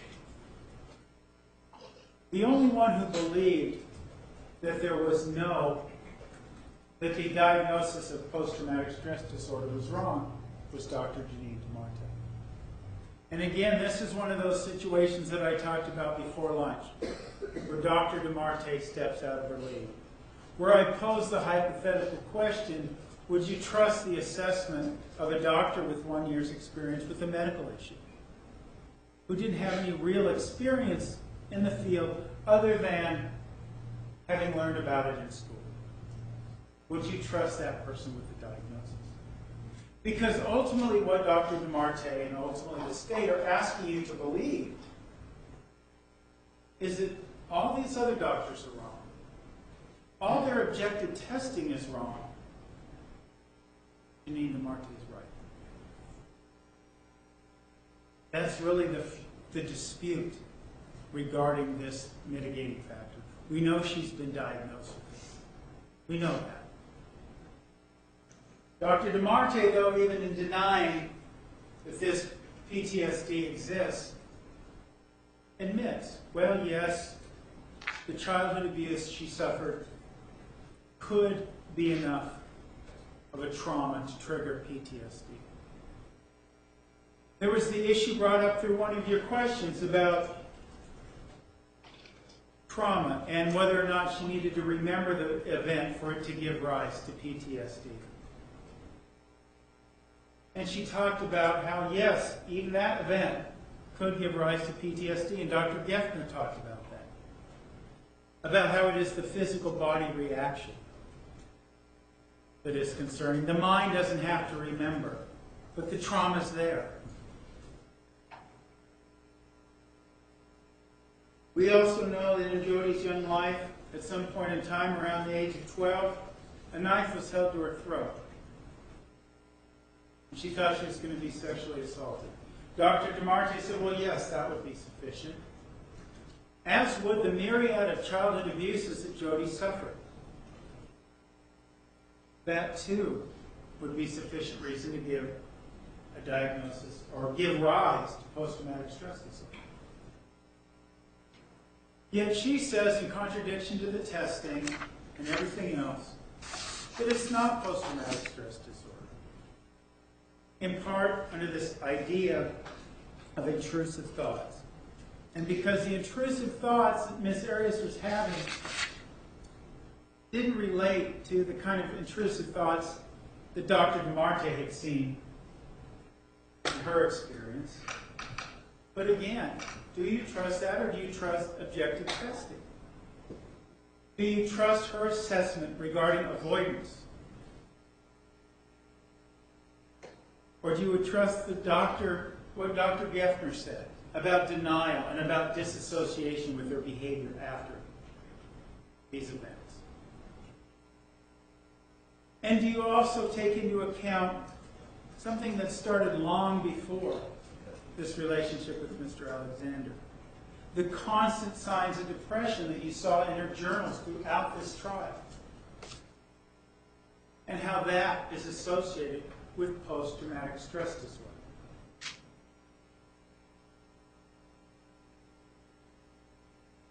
Of course, the problem with post-traumatic stress disorder, well, there's a couple.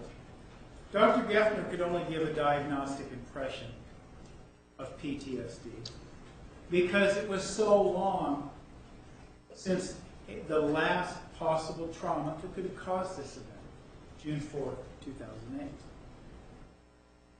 But one of the things that his testimony touched on was the fact that all these are sufficient to cause trauma. That each and every one, as Dr. DeMarte had to admit, each and every one of these things could be the source of Ms. Arias having PTSD. We simply don't know when she had PTSD, but we know she has it now. And we know that diagnosis has been made, and very well could have been a part of her mental impairment that she carried with her into her relationship with Mr. Alexander, into her past, into her history. And it deals not only with the fact that she has this diagnosis, but it deals with this final mitigating factor we touched on a little bit before lunch. Her psychological makeup impaired her ability to cope with the tumultuous relationship which she had with Mr. Alexander. This relationship, ladies and gentlemen, for its outcome, is demonstrative of the fact that this was something different. No man had treated her like this before. The intensity and the psychological turmoil and trauma that was going on was something that she had never experienced before.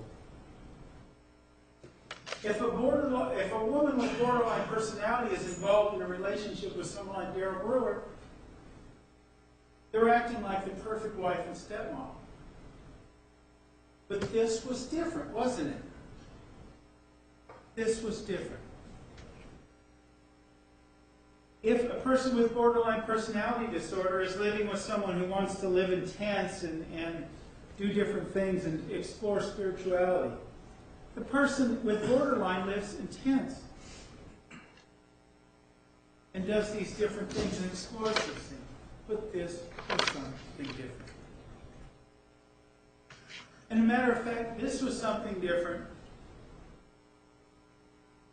in Jodi's whole life. Wasn't it? We have a pattern of Jodi's whole life, of this crime-free life, of this, despite all this trauma. A history where her relationships ended in a congenial manner. We have that history. This relationship is something different. And you can see that when you look at the text messages in Exhibit 440. Take a look at those. Look at the contradiction. Look at the different signals that Jodi, this mentally ill girl, was being sent. Take a look at those.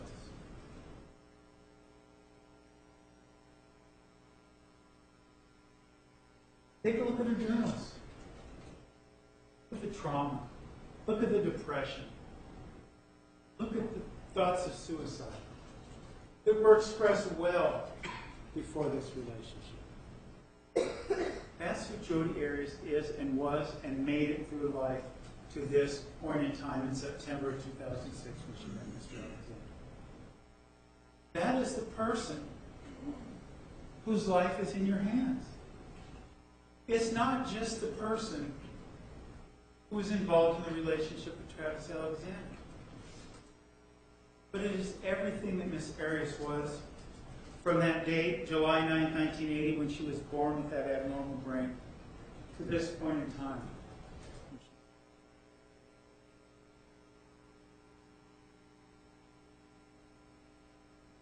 What about the Miss Arias that sits here today? What about this factor here, the one we haven't spoke of? Miss Arias is remorseful for her conduct.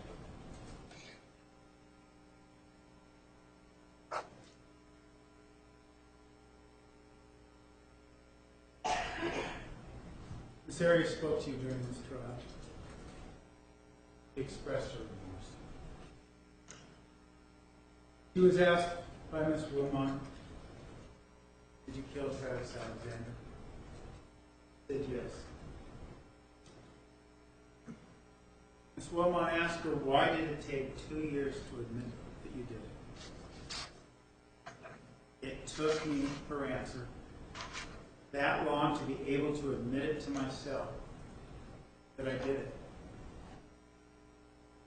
Heard about disassociation, trauma, and doing something so different than how your whole life has been.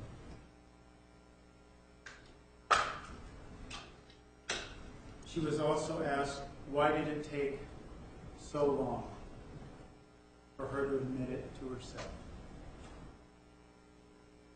She said, because what I did was so horrific that I could never have imagined myself doing that to another human being.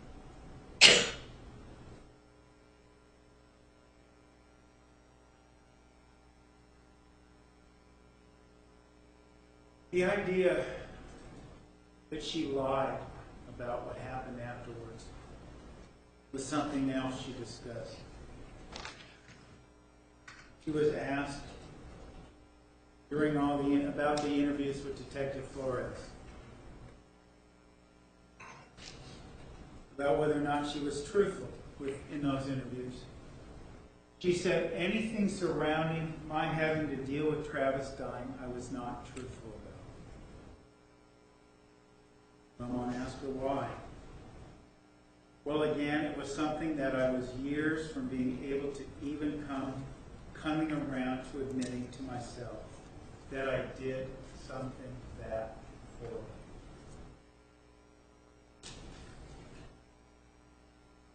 She was asked about the interviews she did, videotaped interviews she did with Detective Flores. He was asked, when you look at yourself in those videos, what do you think about yourself? Her answer was, it was revolting. I look at that, I just think how stupid I was. I was lost. I think of what just those lies put so many people through. And I wish I could. There are a lot of things I wish I could do over again. That's just one of them.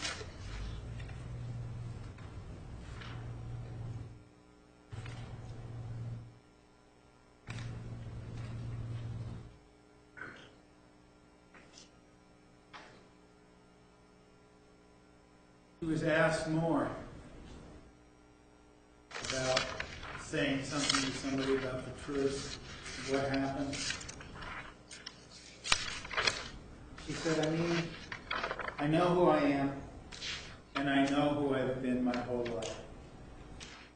And for these few minutes out of my whole life, I was somebody that I couldn't even face that. It was completely distorting with how I lived my whole life. And I can't even wrap my mind around the fact that I did that.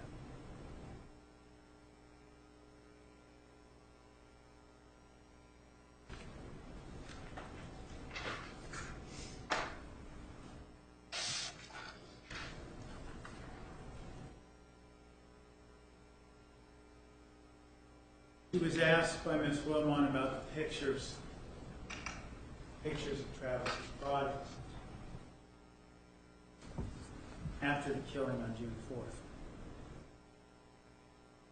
He was asked what she thought when she saw those pictures. He says, I think that this is somebody that I cared about and I caused that pain. And those were his last moments. That makes me sick. And I wish so badly every day I could just do that whole day over again.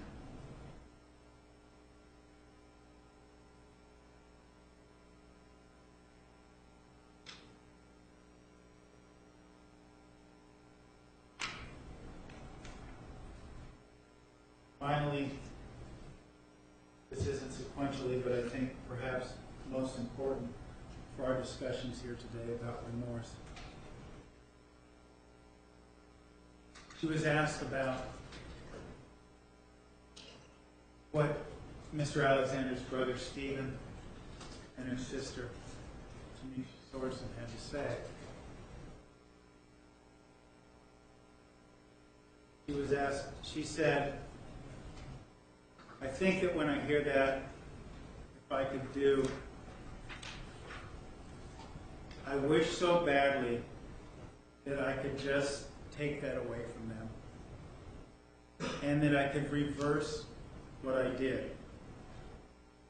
And that I could take away what all these people are feeling that I have heard, including Travis.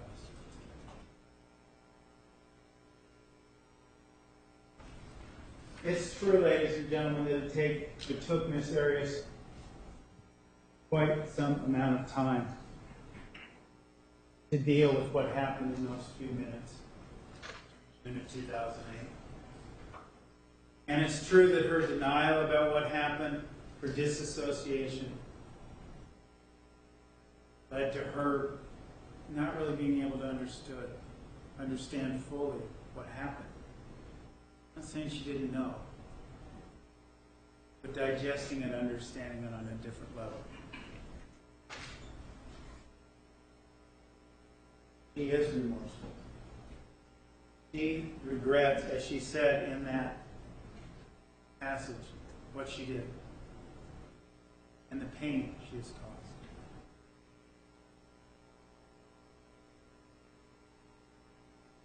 So the question then becomes, ladies and gentlemen,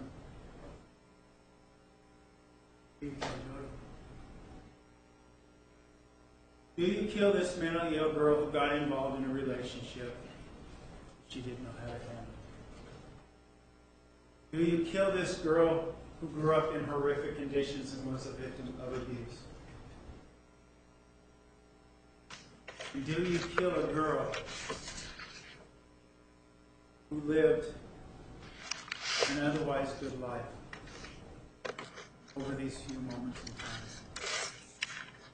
There's no doubt about the fact that, as I said when I began this morning, there's no doubt about the fact that what happened on June 4th, 2008 to Mr. Alexander was tragic.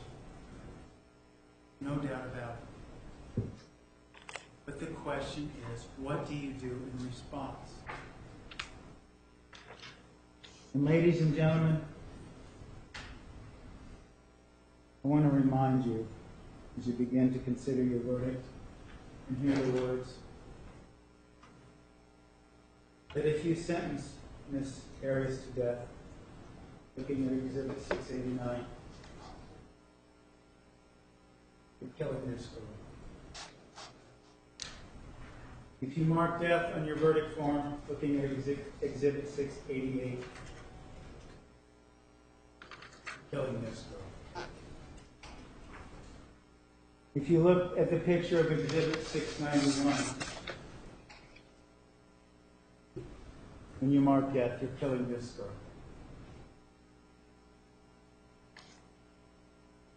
If you look at the picture seen in Exhibit 692, with your boyfriend Matt McCartney, killing this girl. If you mark death on your verdict form, showing you Exhibit 696, killing this girl.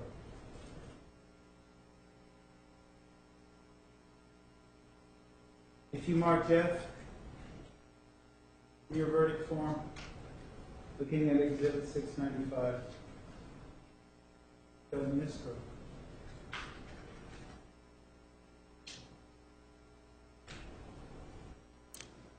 Looking at Exhibit 694, marking death means you're choosing to end the life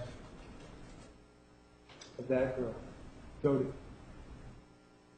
You're choosing to kill Jodi.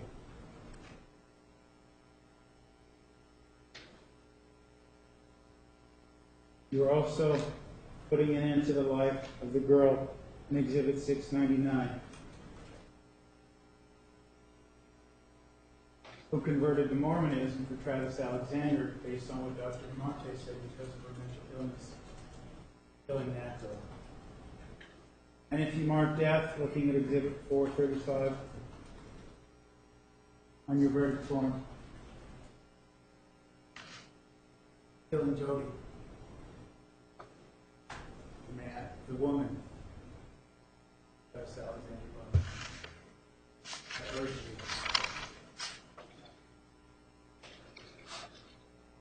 you. Ladies and gentlemen, we're going to take a 5-minute recess. 5-minute recess. Please remember the admonition. All rise.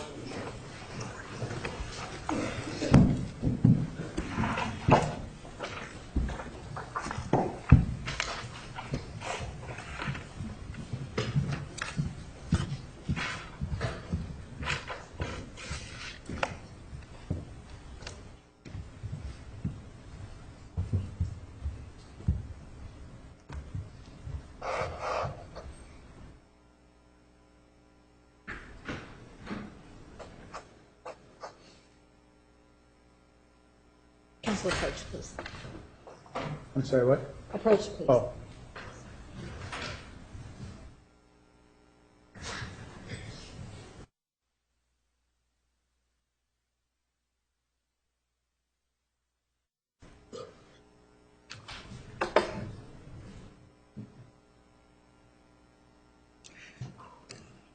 Mike.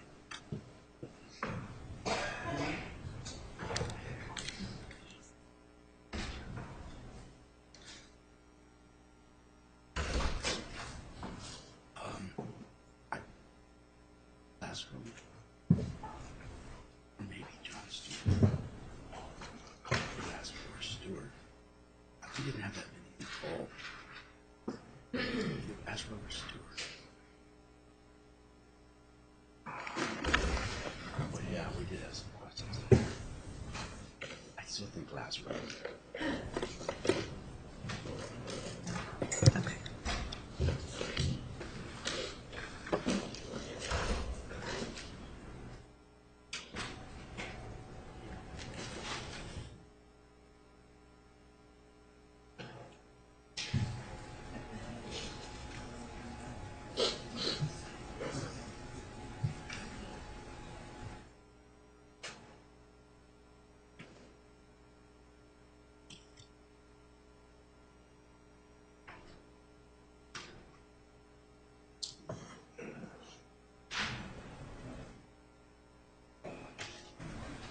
I don't know if they do that, but there's much more.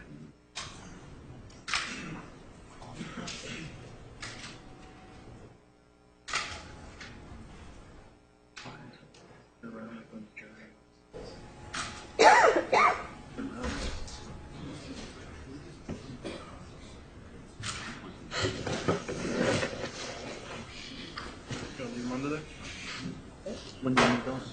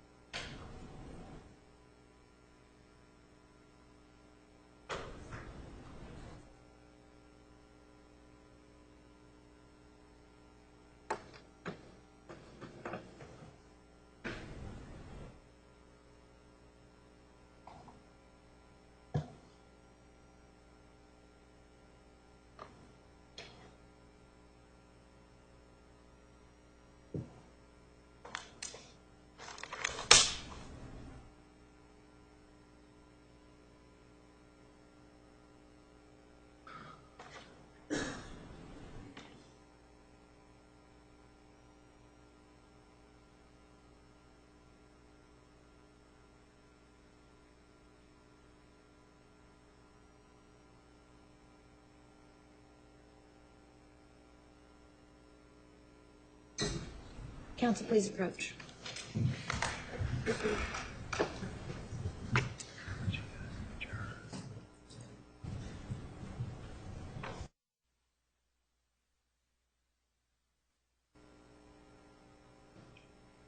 We are at recess for approximately 5 more minutes.